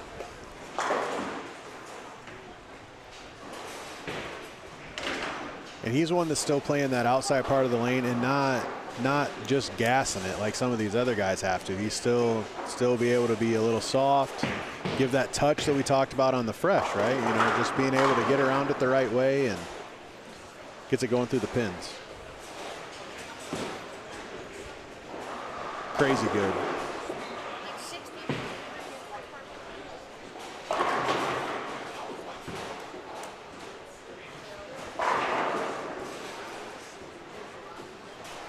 Take a look at the scoring pace down on 5 through 8. And a handful of strikes. Certainly not what's happening on 15 and 16. And even to this point on 11 and 12 to some degree.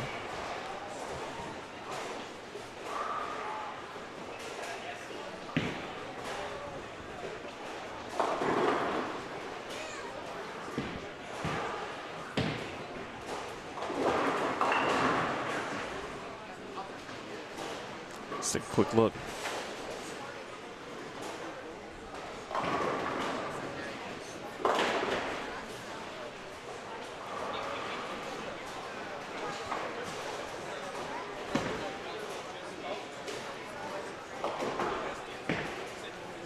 Should be, assuming that's Gavin Neal, who's had himself a pretty solid afternoon so far.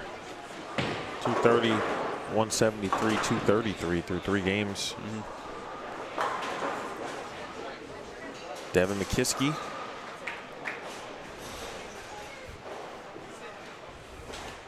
He's had minimal open frames.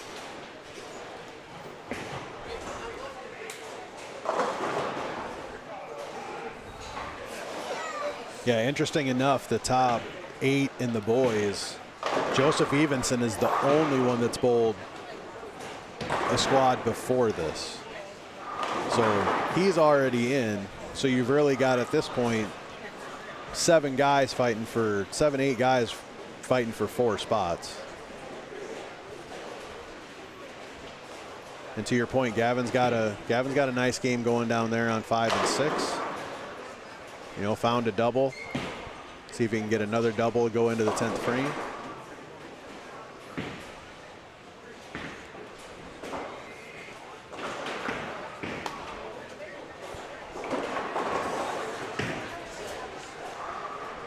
This is the other thing I love about youth bowling, and especially tournaments like this where just right in front of us, you've got Joss, Tyler Peterson, and Brett Biondo just like hanging out, chit-chatting, like, but they're not all in the same pair. They're just like coming to different pairs to see each other and hang out, and just the level of friendship is pretty neat. They're also taking a peek at Noah Waters down on 15 and 16, who just left a 7-pin. So his run is going to end at 8.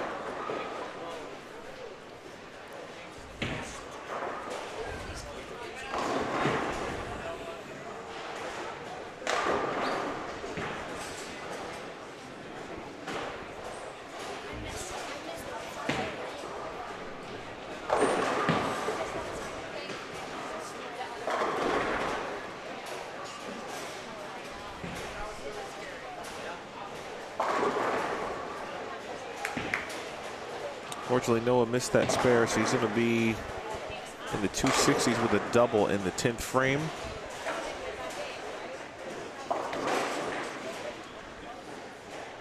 And let's see, Noah, some early struggles, so he too in need of a huge game with 1 to go and maybe give himself a chance.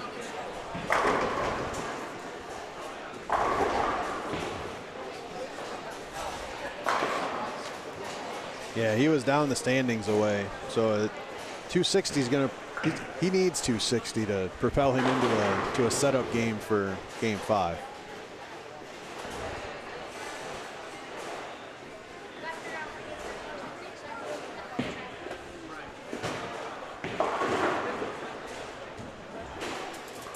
Lucas Drisdale still with the chance to shoot 258 down here.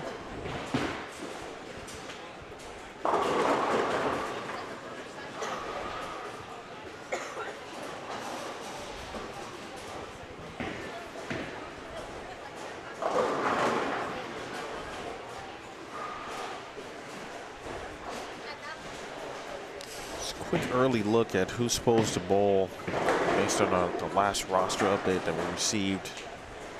Leah Basevic, who was the girls' leader this morning on the 8:30 a.m. squad, she's scheduled to bowl, along with Alexis Heeb, Jalen Ketterer, a couple of names we've already seen, including Brooklyn Cruz, the 8th grader from Decorah. Mia Larson, the Morales sisters, McKenna and Morgan, scheduled again, along with Skylar Petts, Lexi Peverill, Savannah Portillo, Ashlyn Tevis is one name to watch for. Talented left-hander, Emily Whitehead and Avery Wilson, who we saw this morning, making her way over to compete here from Canada. And then just a full boys squad. Charlie Wiedemeyer bowling. How about that? Tyler's bowling again. Tyler Williams, that is. So is Tyler Paulus. Rustine will be back at it. Keegan Steingrab, who had an opportunity, or Grabe, excuse me, nearly got himself an auto spot earlier this morning, just missed out. Quinn Thomas, will see Henry Vader again, along with Sebi Vetter. Same thing with Noah Waters and Joss Weems. Tate Ricard, Micah Poyser, Chase Petschow, Tyler Paulus, as mentioned. Austin Oderog again. Aiden Oden, Gavin Nelson, Gavin Neal again, Reggie Mitchell, Chase McVicker, who we saw this morning, Jackson McCauley, Taylor Lindner, excuse me, Dalton Leroy, Tatum Lee, Blake Larson, Caleb Lauderini, Isaac Kulik, Noah Kearns, Micah Jensen again, Casey Hughes, Will Hudson will be back, Chase Heeman, Keaton Hartwig, Zach and JT Grothus. Braxton and Jaden is Landy. Chase Fesher, Gabriel Jonah, Ben Dahl, Justin Clifford, Ryan Brummel, and Josiah Berrynoop. That was a run through of some last names. Yeah, there's only a handful of those kids that aren't re-entries. 2, 3, 4, 6, 7, 10, 12. Yeah, about 20 of the 43 boys this evening are unique entries, and just a couple of the girls. So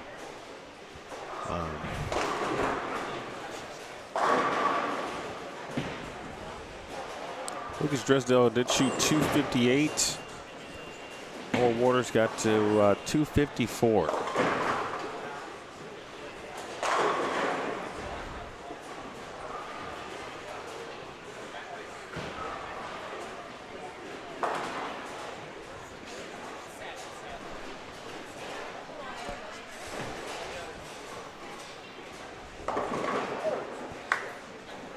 Nice from Ryland to the bottom of your screen.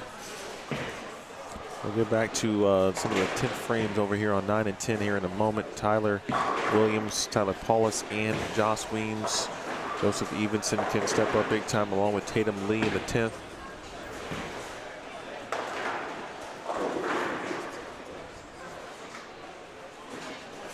There you go, 9 and 10 left side.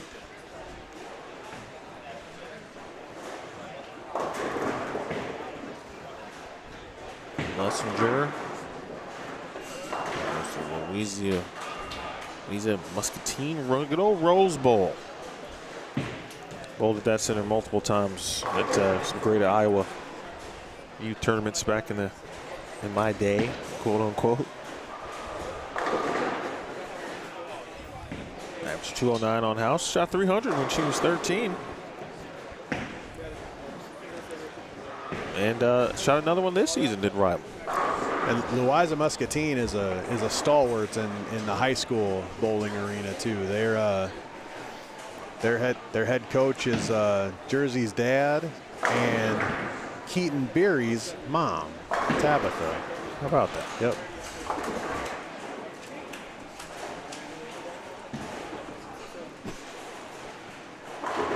Keaton, a junior at St. Ambrose, won a ITC Helmer Cup last weekend.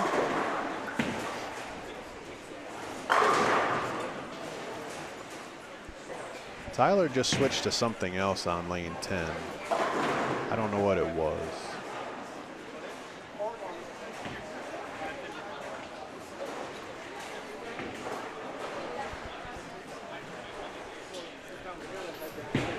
Really interesting note about Ryland. You told the story about the ACL tear earlier when we were talking about her. And according to what she said with respect to goals after high school, she said go to college to play softball or bowl. But she's unsure yet. She mentioned the ACL tear. And, of course, not fully released to play all sports at the moment. So it depending on how that all goes, that will go along with what sport she decides to play in college. It's also why she's chosen to become a physical therapist. Okay. Professionally, so she's not. I don't know what she was thinking before the injury, but the injury has changed her mind on what she wants to do professionally off the lanes. That's awesome. That's awesome. I love the idea of kids getting into service-oriented professions. The world needs more people to help them be better people. So that's a big deal. That's awesome.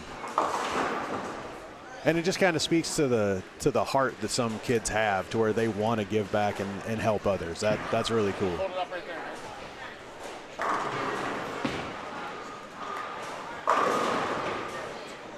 Good shot from Joss there. Big shot set up the 10th, possible 224.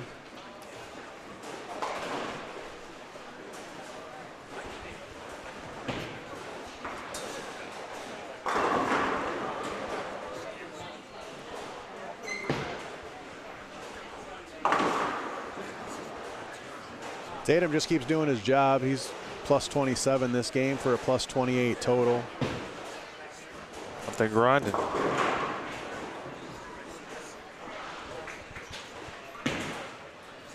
Gotta go. Good shot.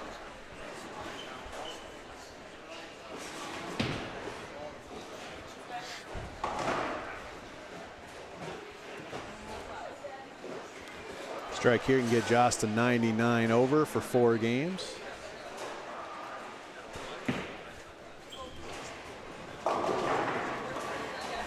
It's a good break for Brett right there, collapsing the big 4.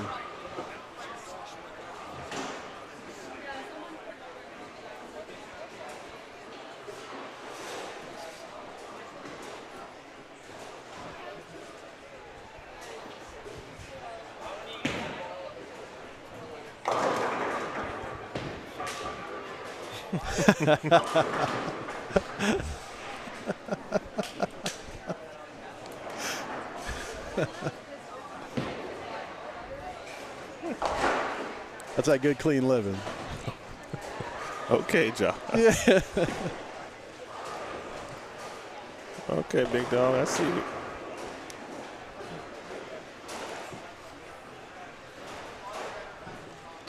Josh now 105 over for 4 games.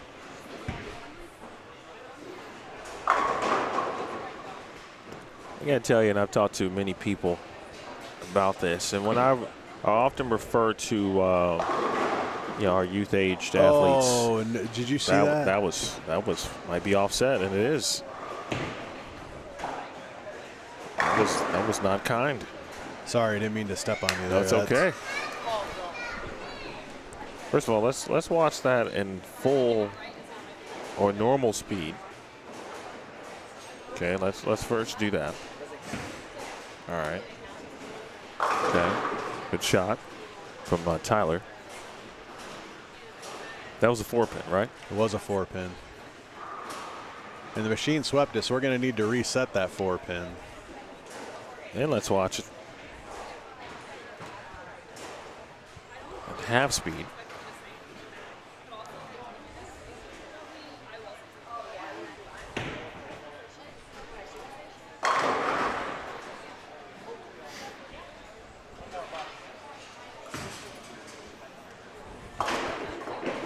That's crazy.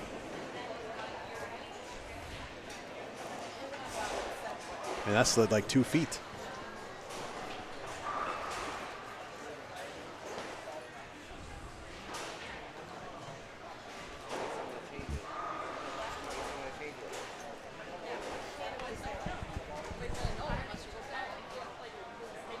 You need help. You need 4. Just X. Excuse me, are you busy? Could you help us?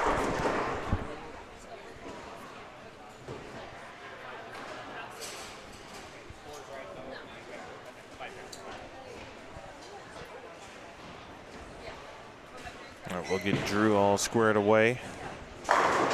Meanwhile, Henry. It's been cool getting to know his brother Robert a little bit. And I already knew Robert was a very good bowler. Started a career at Wisconsin Whitewater, moved on to Mount Mercy, and has been a big part of that continued program's success. But to me, it feels like Robert, whatever he decides to do on the lanes, it's going to be great no matter what. But his contributions off the lanes, but to bowling, right? I can't remember the name of but he created a metric that is now used in Wisconsin high school bowling. Something to do with Baker, but I think it's a different way, or maybe a better way to better include Baker stats, something along those lines. And I don't want to mess it up, so I'm going to stop talking about it. But he created this on his own merit, his own accord. He bowled high school, so he had experience. Not only did he do that, but he also then volunteers at the state tournament. That's cool. Another service-oriented heart, right? Yep. Yeah, I remember reading something about what you're talking about, some kind of metric to, I can't remember if it was all-star team or some kind of statistical all-state, something to that effect, I believe. Just to to better understand statistically how a player actually performs. Yeah, pretty cool deal. And again, just kids giving back and having that service orientation to them. That's awesome. Alexis Hebe.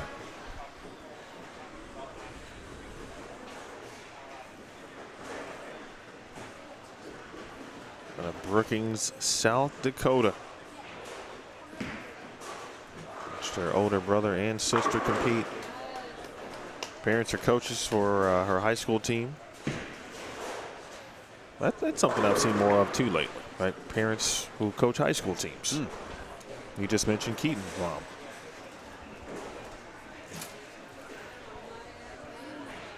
Brooklyn. Alexis' sister is actually at SCAD, Brooklyn. Yeah,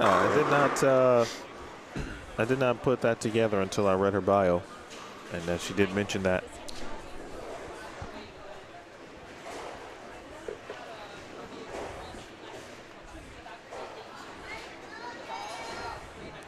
Uh-oh.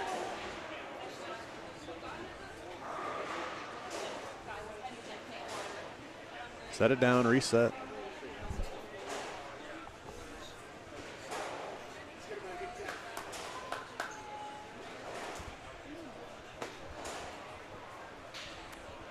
This is the last pair, of course, to finish up on this side of the building.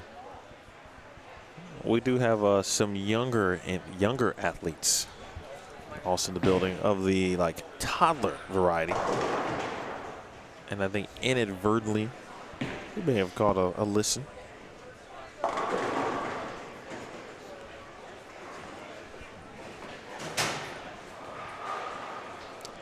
understand, Drew, he started this thing with gutter spare. He's got a tough break. Didn't make the spare, though, in the ninth. Now he's got the 248 to deal with. Trying to save 172 if he can and still give himself the best chance to get an auto bid to the finals tomorrow.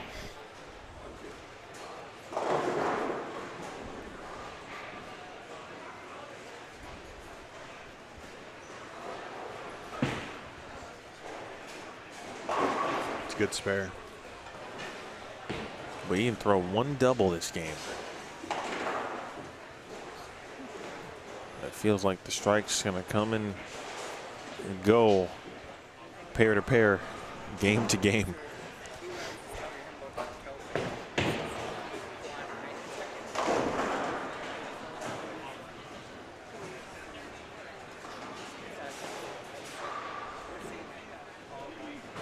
Emily with a fill shot upcoming. Will allow Morgan to finish up. I should say to start game 5. Oh, that was a good shot. Lower 7. That seems to be a common leave here in the building. So this is going to sound silly, and I don't know how true it is. So somebody, if you're listening, you can absolutely correct me if I'm incorrect. But I have noticed at Maple with the new install, with the new building, which is similar surface, same pin setters, that is an increasingly big leave there too. So I almost wonder if that's just a product of the pin setter, maybe, or just this particular setup from Cubic AMF that 7 pin is a little more prevalent. I'm not smart enough to understand how the back part of the lane works. I don't care to know, honestly. I know that upper deck 7, that blower 7 is a prominent leave there too. Interesting. Well, I'll keep my eyes out for the rest of the year.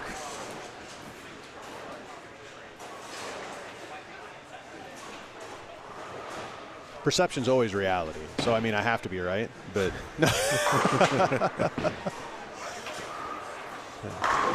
And you never lead it until you need one and you're on something, but.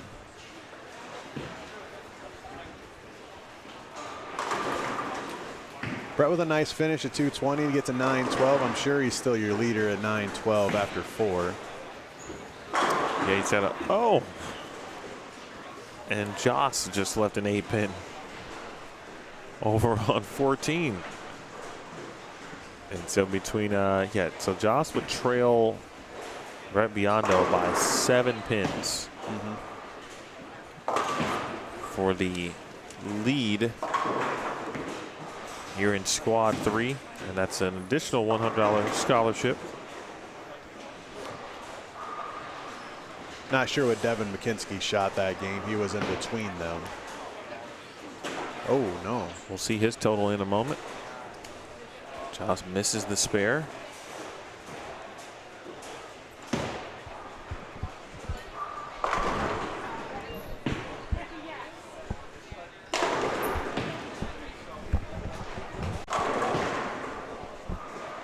One's going to be at 201 with the spare. It's a good game, clean.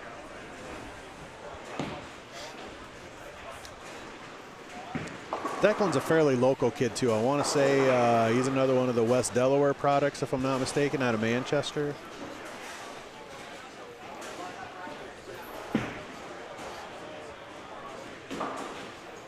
Yeah, Masonville, which is right around Manchester, south of here.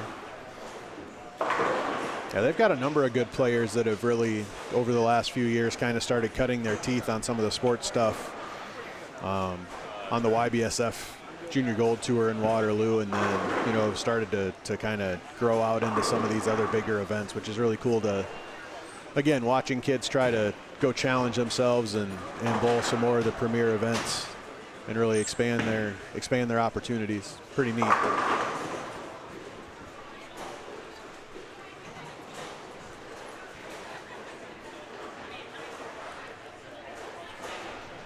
Henry is finishing up his junior campaign.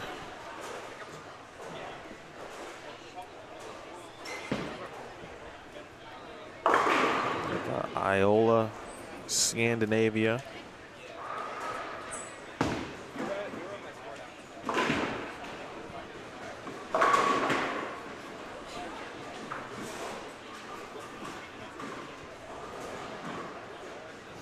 Not too far away from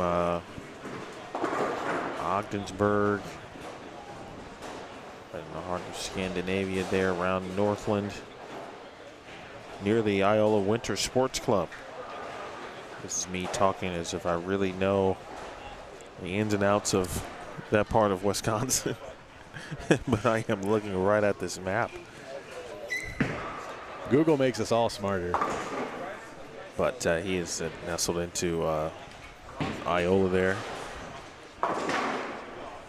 Silver Lake Lanes is the home bowling center. What is your average? 254 is what it says. And it also says sport.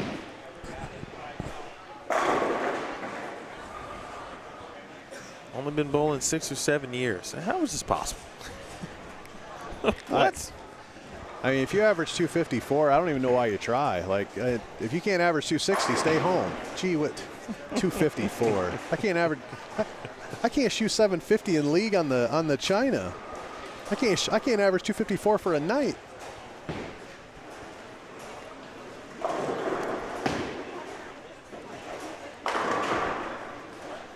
That's crazy. Listen, man, this is how you know, like, you got yourself a cool kid on your hands. Okay. Henry, with respect to hobbies off the lanes, running, Settlers of Catan, which is a board game that looks pretty serious. Okay. And Google spreadsheets. Google spreadsheets. Now, I told you, of course, his brother created a metric. Right, so just think about, like, how their brains work. Well, if I'm not mistaken, that Settlers of Catan is pretty strategy based as well. If I'm not, I mean, I could just tell by looking at it. Yeah, I've heard of it. I've got zero chance at that game. That's like you and me playing Risk back in the day. Yeah, well, that's what's up. See, I like that, truly. Yeah, that's pretty cool. I would love to pick his brain a little bit about Google spreadsheets, because I have a deep disdain for Google spreadsheets, as anybody that knows me knows. I am the guy that builds it in Excel, exports it to Google spreadsheets, and then when I need to change it, I export it back so I can fix it in Excel, not in Google. So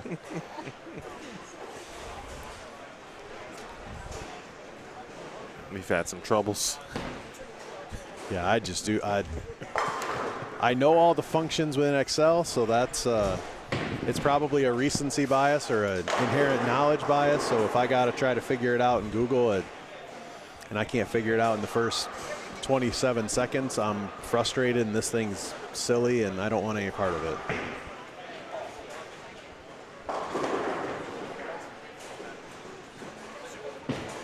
See what's happening here on 5 through 8. We saw Noah Waters had the front 8.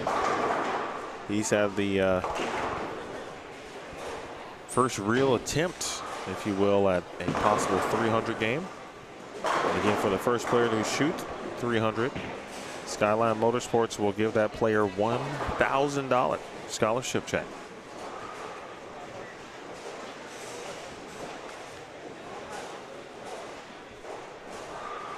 Taylor Lindler gets the 4-pin to fall. And last time we saw Taylor, I think he had finished up on 13 and 14, or no, maybe 11 and 12. And he was putting together a game. 5 and 6 starting off pretty decent. We've reached game 5 here. Squad 3, just one more squad to go, and it's scheduled to begin at 6:30 p.m. Central Time. I don't know if we're going to make that one. That one might be the first one that they're not on time for, and I don't think it has anything to do with the planning. But I mean, we're talking 10 after 5 now, and we got a full game to go.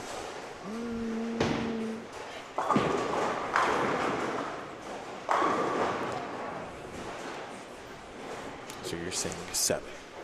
I mean, conservatively speaking. Devin McKiskey, by the way, 875. So he's 75 over for 4. So that puts him about 40 back of Brett, roughly, right? Yeah. Yes. Brett at 912, or was at 912 for 4. Joss was at 905 for 4. McKiskey 75 over. I thought there was an 80 over in there, but I might be wrong on that.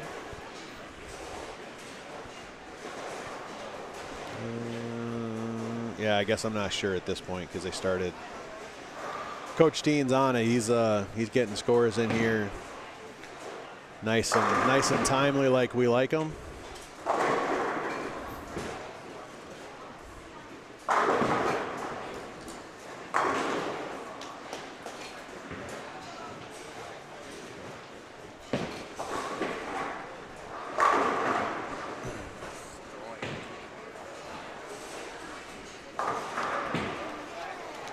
Good shot from Lucas to get him a 3-bagger here started in game 5.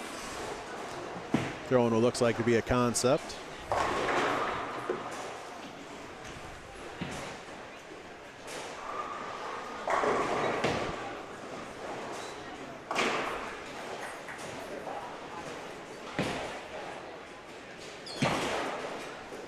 The roller coaster has been a little interesting today. In fact, a lot more interesting today. Or I'm sorry, not today, this squad. Because now this is a much different game 5. It kind of feels like game 6.5. Yeah. Yeah, when they get kind of tough and you got full pairs and everything kind of slows down. You were kind of talking about the roller coaster. That's kind of been a synopsis of Kinnick Robinson's day. He starts out with that 250. Coming into game 4, he's in the 750s for 4. And now he goes spare, strike, and he threw a really good shot in the 3rd on lane 7. So maybe he can kind of get wound up again to see if he can make a little run here to Probably a fairly far outside chance, but you never know. Post your number and see what happens.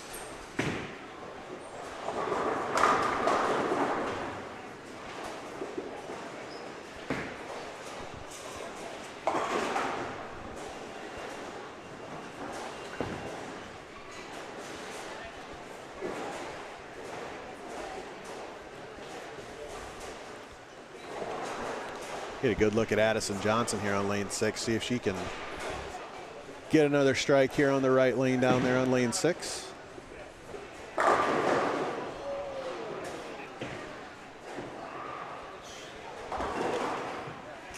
Another E-pin, huh?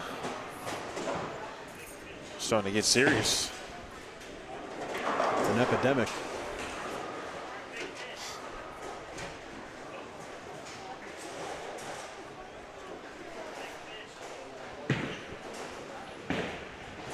Again, one final squad for qualifying, and then we move on to tomorrow morning's finals. We'll go certainly into the afternoon. And we'll get more into that format as we go on. We'll definitely break it down, obviously, in our last squad, but just to give you a little bit here. And so 12 girls will move on total after tonight. There will be one round of girls competition, and as long as nothing has changed, we'll double check, of course. But so the girls are going to bowl 3 games on the 1 through 8 side. And then after those 3 games, the field will be cut in half, and those top 6 players remaining will essentially have a modified stepladder. And just think of your traditional stepladder, but instead of 5 players, it'll be 6. So it'll be 1 additional match.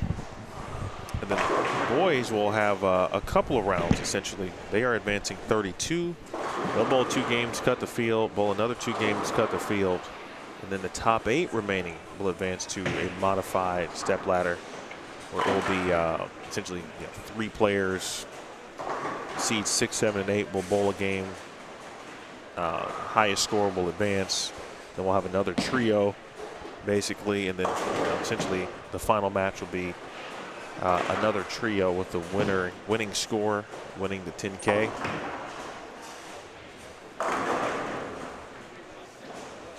And then we get to that point, we'll be on lanes 11, 12, 13, and 14, girls modified and the boys modified finals.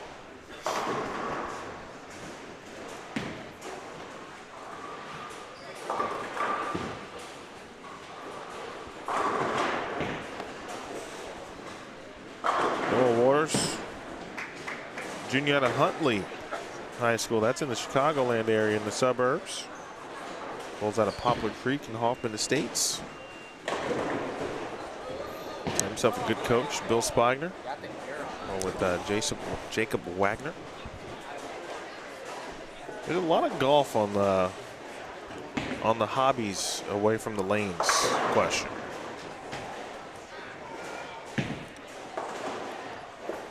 Isn't that kind of a thing, though? You bowl in the winter and you golf in the summer? Yeah, but I feel like just seeing it more at the youth, at their age, stepping out there and getting some time on the links, which I think is fantastic. I'm still trying to get out there myself.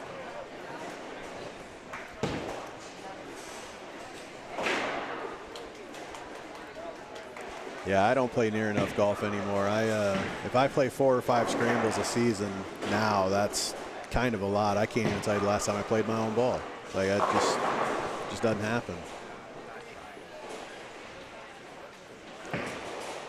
When I do have time, it feels like I should be doing something else, and so normally the something else takes over. But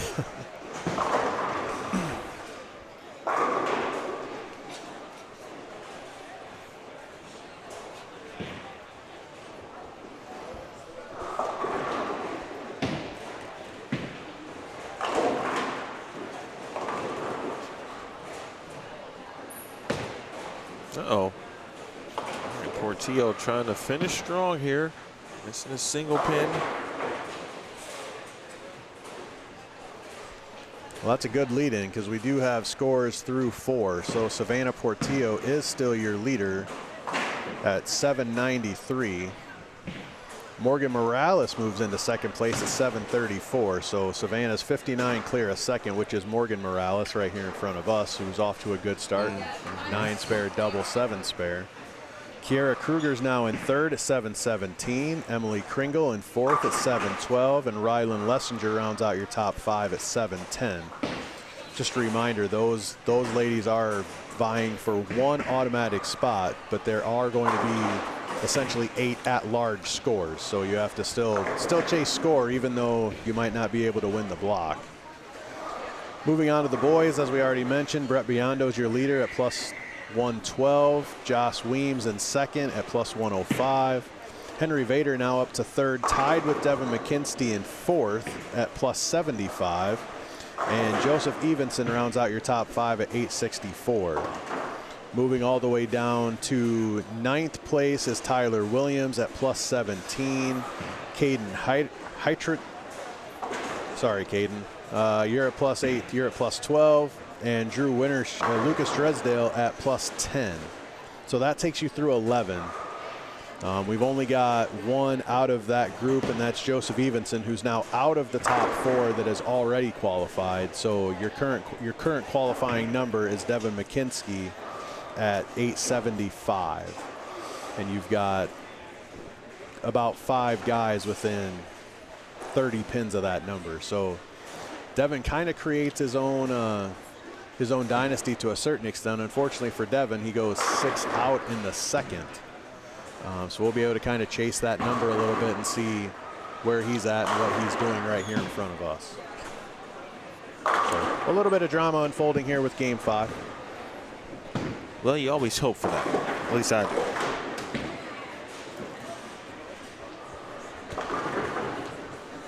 Where was Taylor Lindner? Excuse me. Taylor Lindner is down the list a little ways. He is he's at 678, so he's plus 78, and our number right now is plus 75. So he's basically 100 off the number now. Because he had games of 173, 156, 211, and then shot 138 game 4.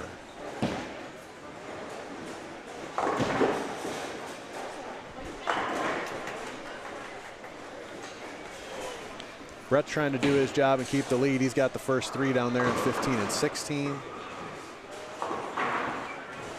Morgan Morales, who is in second place, currently behind Savannah Portillo. She's off to a good start, clean through 5 with a double.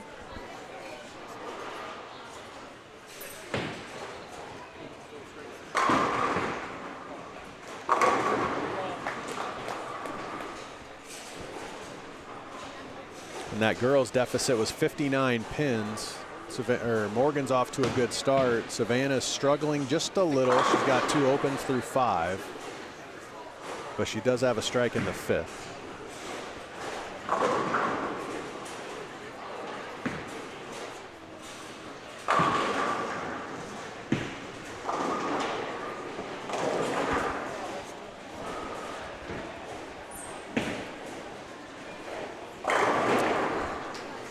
Interesting if there's some trouble obviously here for Lucas if he can make this, but he could have snuck up from behind and maybe right catch somebody like Devin McKinsey, but he would have needed some help from Devin or Henry Vader to do so. With respect to the auto, he can only get to 222 now.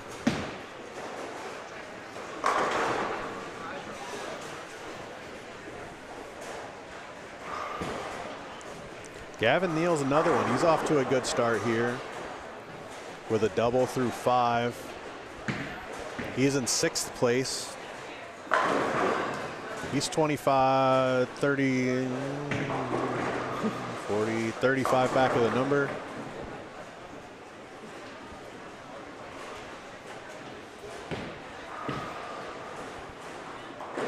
Taylor's going to be in a spot down there on 5 and 6 to just post his number and see if a few back up to him. I think he's probably got too many guys to go around being 100 off the number, but still not necessarily for the auto spot, but just post those pins to put yourself in a good spot for the top 32.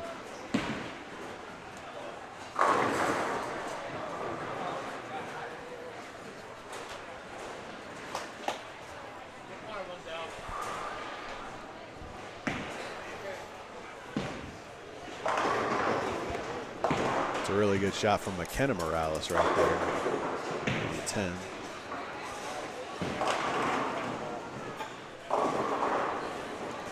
Devin's in a little bit of trouble here. He, with the 6 out in the second, strike in the third, now 7-10 in the fourth. We talked about it earlier today, giving count away, making pins on spares that you can't convert.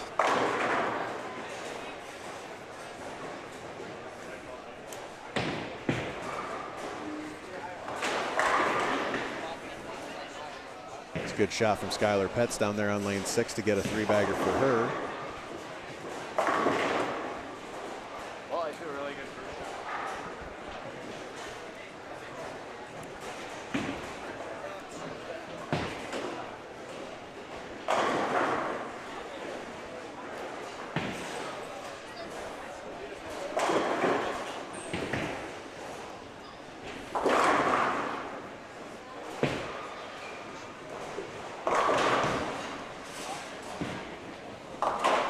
Well, let's just do the math here. Let's say, okay, so let's just say Taylor goes off the sheet. We're going to do the math just in case.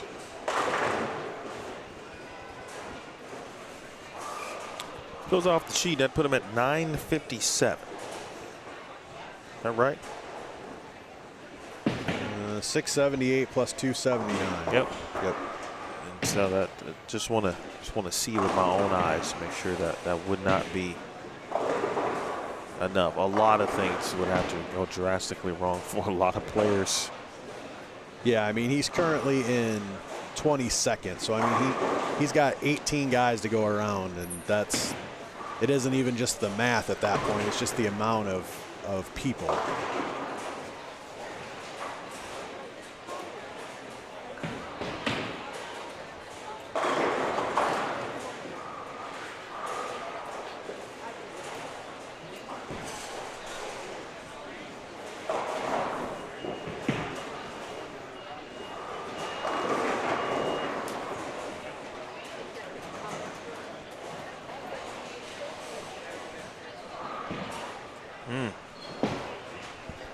Shot too. A little fast 8 right there.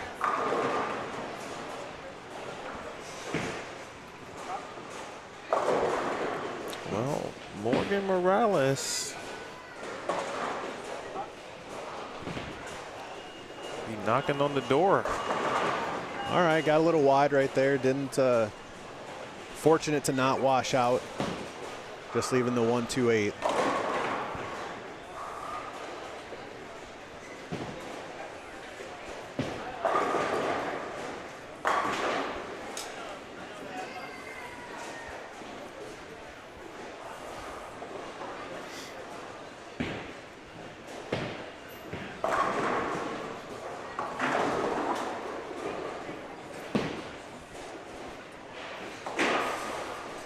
Don't look now, but here comes Tyler Paulus.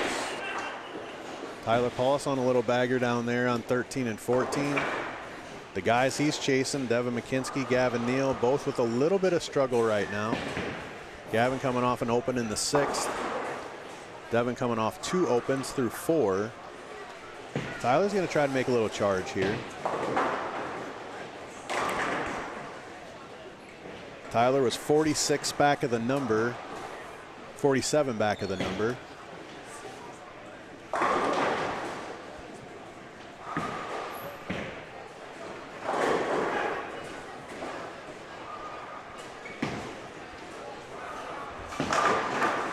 Gavin Neal with a great shot there in the 10th.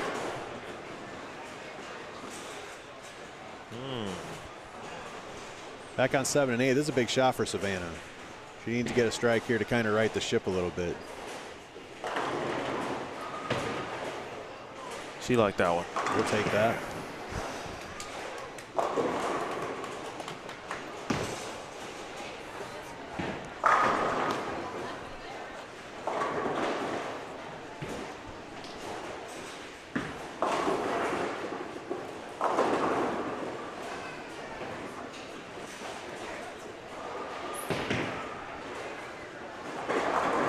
because for the girls, Emily's at this end of the building. She's struggling just a little bit.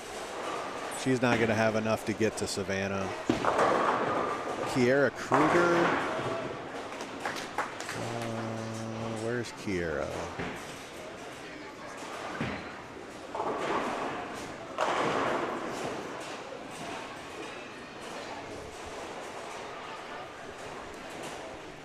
Okay, she's at 85 through 5 with a spare in the 6th. That's probably not going to be enough to get to Savannah either. She's 75 back. Oh, Kinnick. It's a good break getting the 7 out of that.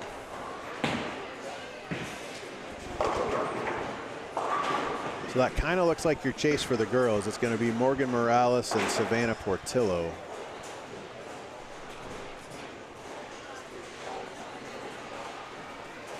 And that difference is 59.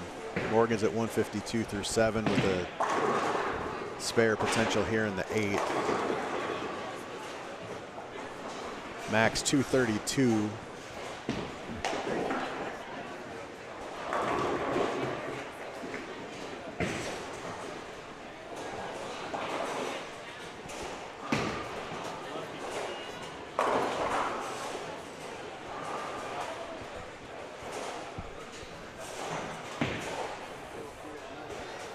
And 9 and 10 and 7 and 8 are pacing about the same time. So it's it won't be that one's done before the other and we'll know a number.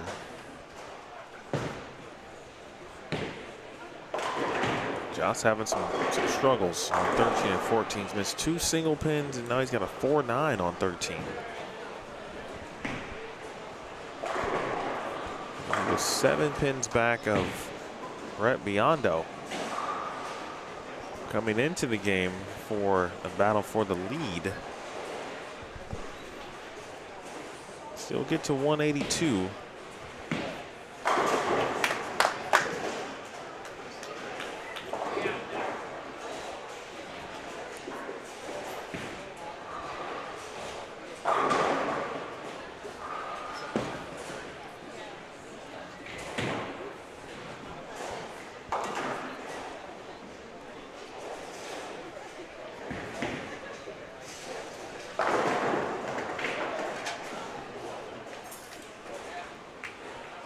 Paulus leaves a 4-pin.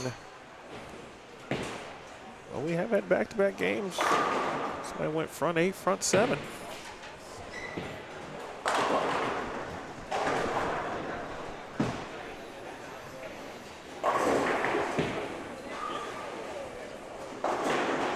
Still a big spare for Tyler, just in the grand scheme of things, to still chase that automatic, especially with Josh struggling just a little bit.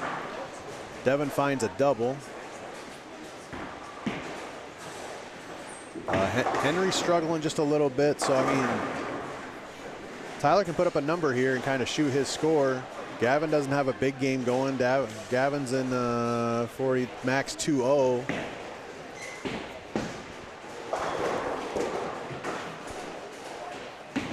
So some of the chasers are slowing down just a little.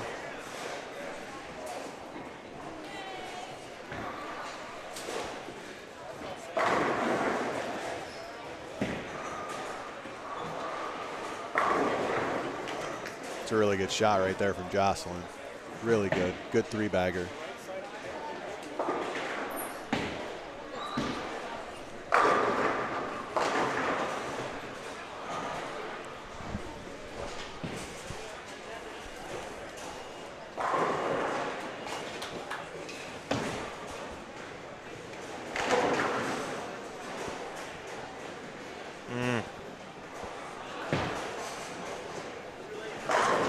Pin to be respot.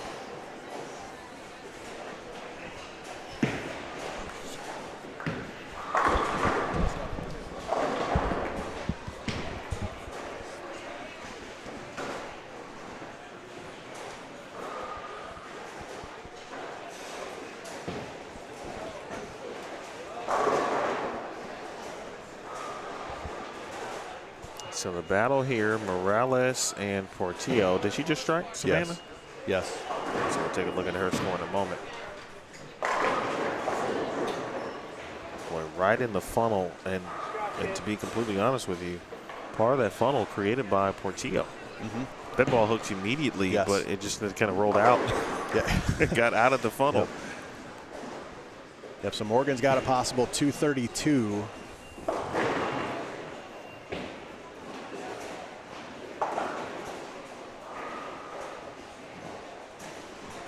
Very interesting. Watch this ball kind of see the funnel. Hooked immediately. I'll watch it again. That ball's hooking. It grabbed instantly and then got out of the funnel. Yeah, Morgan's max finish score is 966. That puts Savannah's magic number at 174, regardless of what Morgan can do.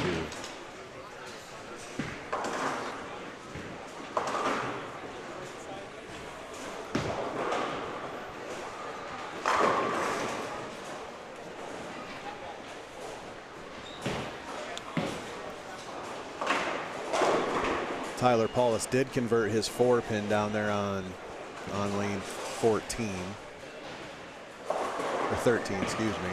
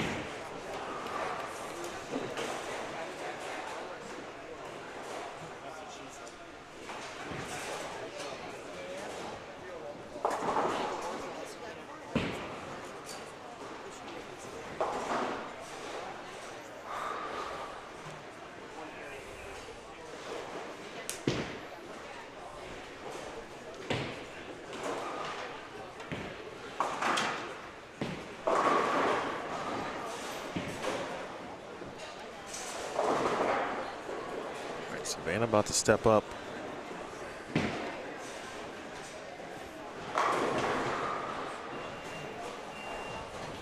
Taylor's really figured it out late.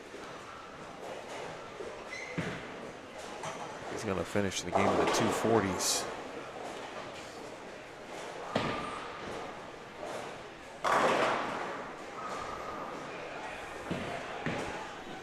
It's getting interesting for a few people.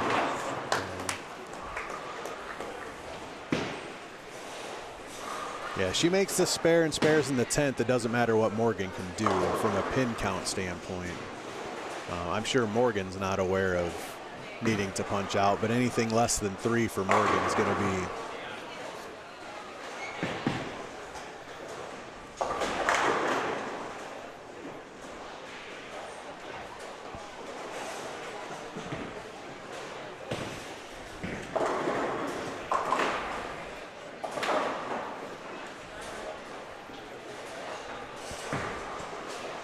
well, and actually with that spare 9 out gives Savannah 174, I believe.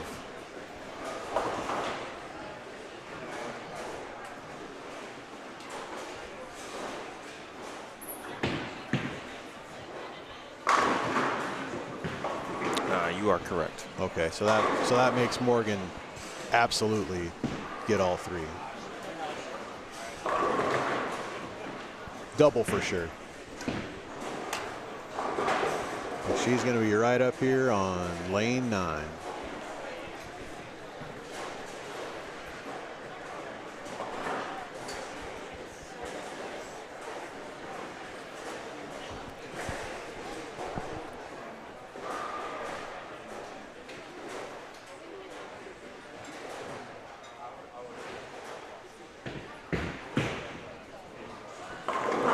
No!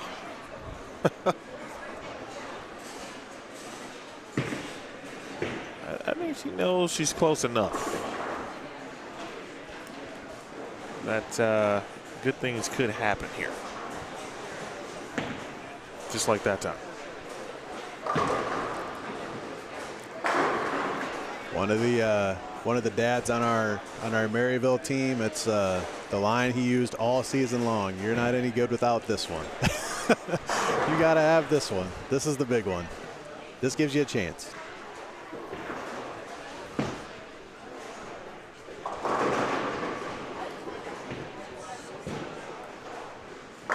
No, just acing them.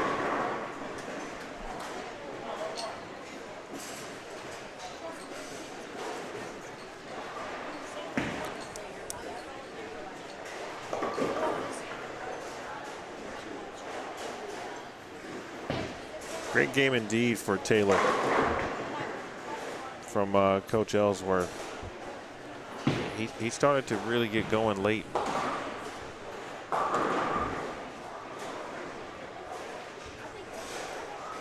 Well, that's cool, right? Right there. Got Morgan McKenna.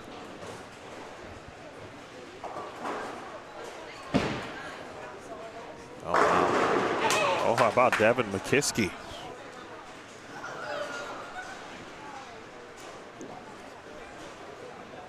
We must be at the Peterson Classic. Somebody's threatening to take the lead. We're going to put oil in the thumb hole and hide the bowling ball.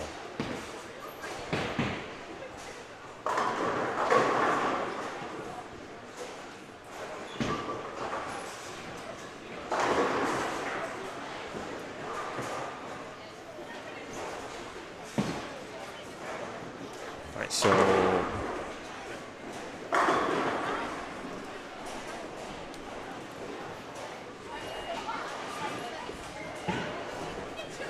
Savannah not up yet. The Peters. Sorry, I got a good story about that too. We can save that for tonight. Remind me, but it's a good.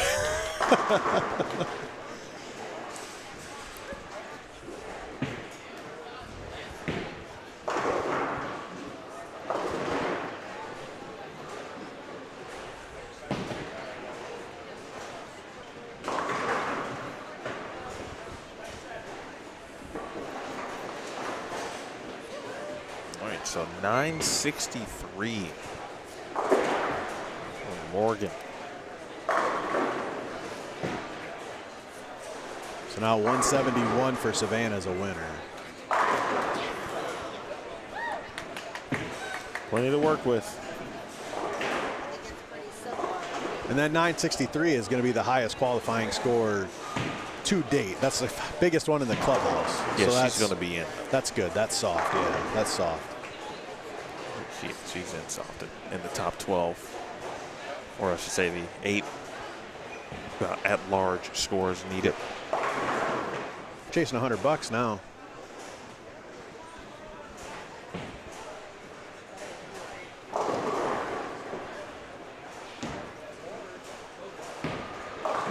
Gavin Neal, he's had a really nice block.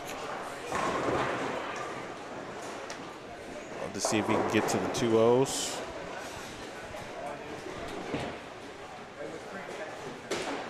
We can look at Savannah right at your screen. Nothing crazy, and there it is. The can opener. She's going to hold off Morgan Morales for the top spot here in the girls division for squad 3.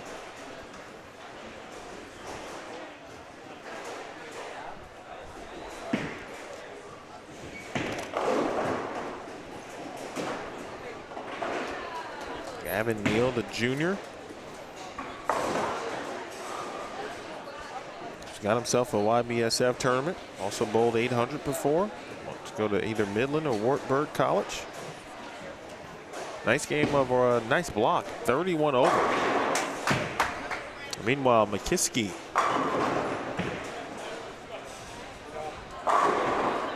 trying to finish the block the way he started it, and that's with a lot of strikes. Tyler Paulus got to 94 over. Joss Weems got to 77 over. Joss is done. Joss is complete.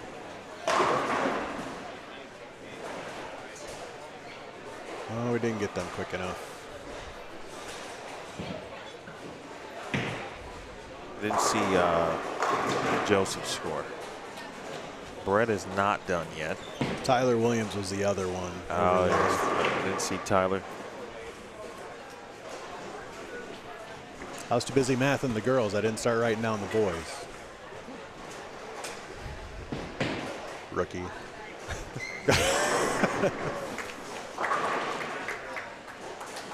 Henry Vader just made a split, I believe, of some kind. He's got 171 remaining.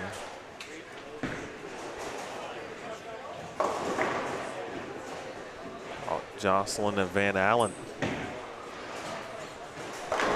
We Tyler at 1094.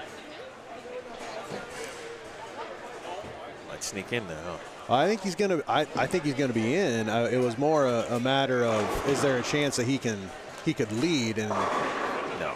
Brett's gonna take care of that. I think he's already at 1096. Yes. Van Allen's going to finish strong.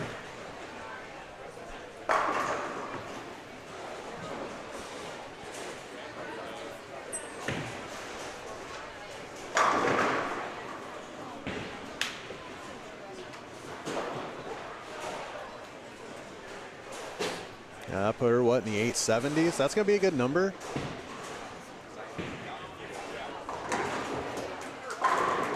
There's so many re-entries this evening that, you know, if you've got a number that's in the number, there might be some position changes, but there's not going to be a ton of in and out, I don't think, out of that 8 for the girls.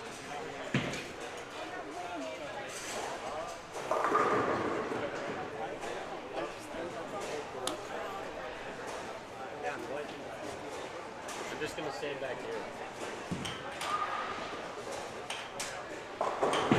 Gabe Dunath. Oh.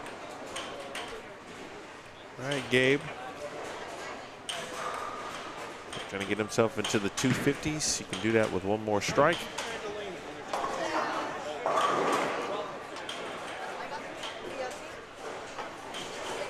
Plus 114 for Brett Biondo.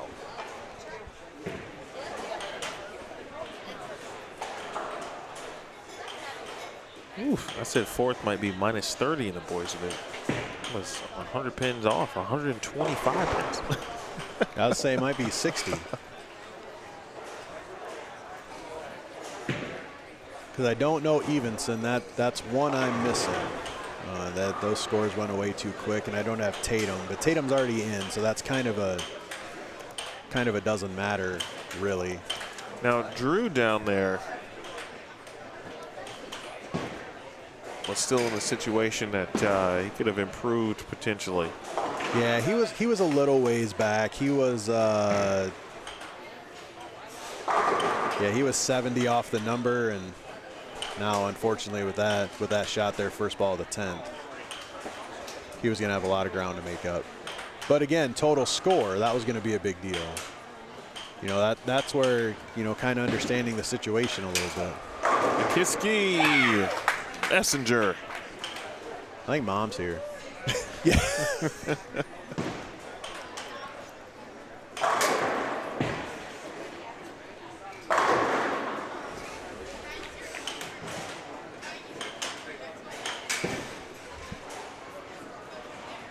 Watch the pins fly.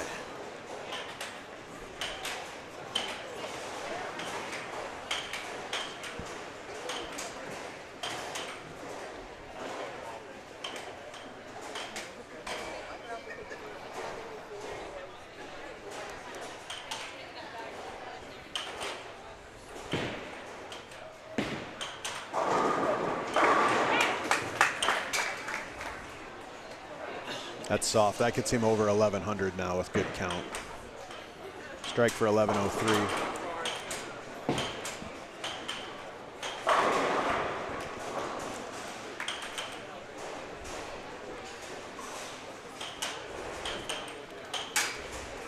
So right now with the scores I got, Joss is fourth at 1074.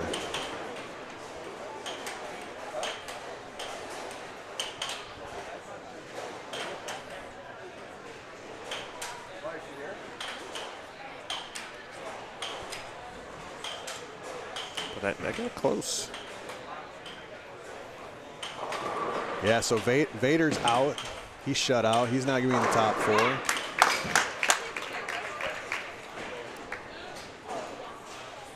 Nice finish for Devin. 11:03.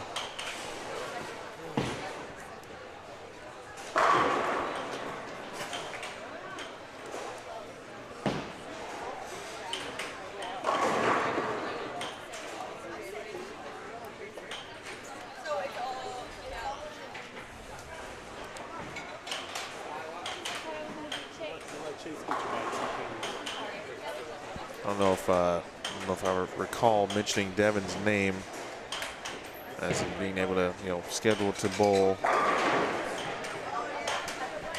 Yeah, he wasn't on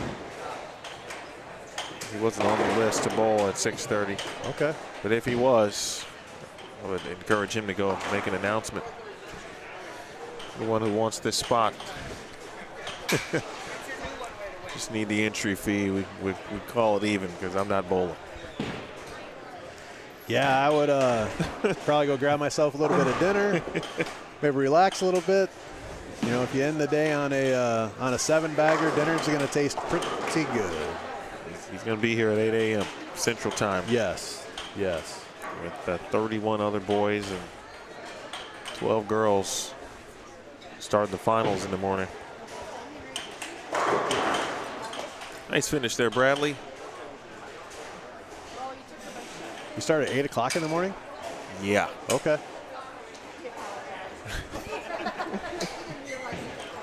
According to the schedule. I'm going to hit the Walmart. Yeah, thanks for making me question my decision to drive home and drive back tomorrow. Yeah, man. Hit the Walmart. Get a couple clothing items. Some toiletries, you'll be all right.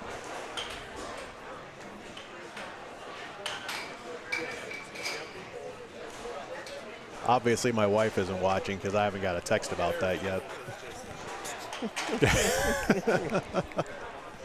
Your logistics, bro. You're supposed to look at the schedule. For some reason, I thought it was like 9 o'clock tomorrow. I mean, that sounds great. Like, and maybe, I'd love to be wrong. Believe me. You're the best in the business. You got it right. I'm just going. Yeah, I make mistakes too. I'm just going off the fly. You're right. It says 8 a.m. April 26th. It'd be great if they actually only meant Eastern time. I'll just have to stop the quick trip for breakfast, not make breakfast at home.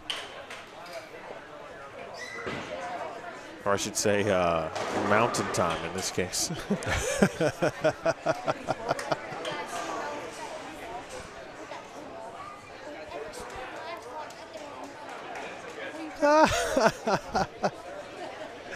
Haven't got a text about driving back and forth.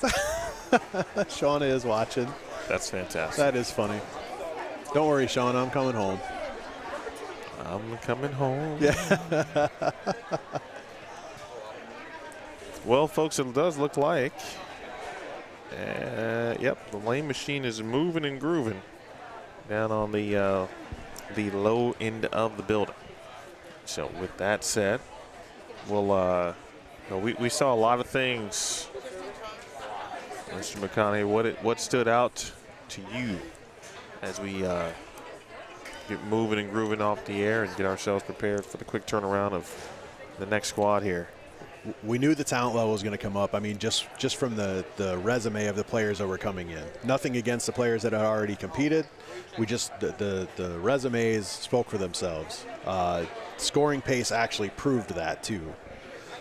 We saw the boys. I mean, we had projected 30 under to start for the top 4, and it took 1070. So I mean, it was a big change from what we had seen all day. We saw a lot of high-level talent, some kids doing things that we didn't think that really could be done from a lane play standpoint. So it will be really interesting to see who takes that information coming in tonight. What can they do to change their game plan a little bit and go find that big score to make sure they get to bowl tomorrow for 10K and 5K respectively.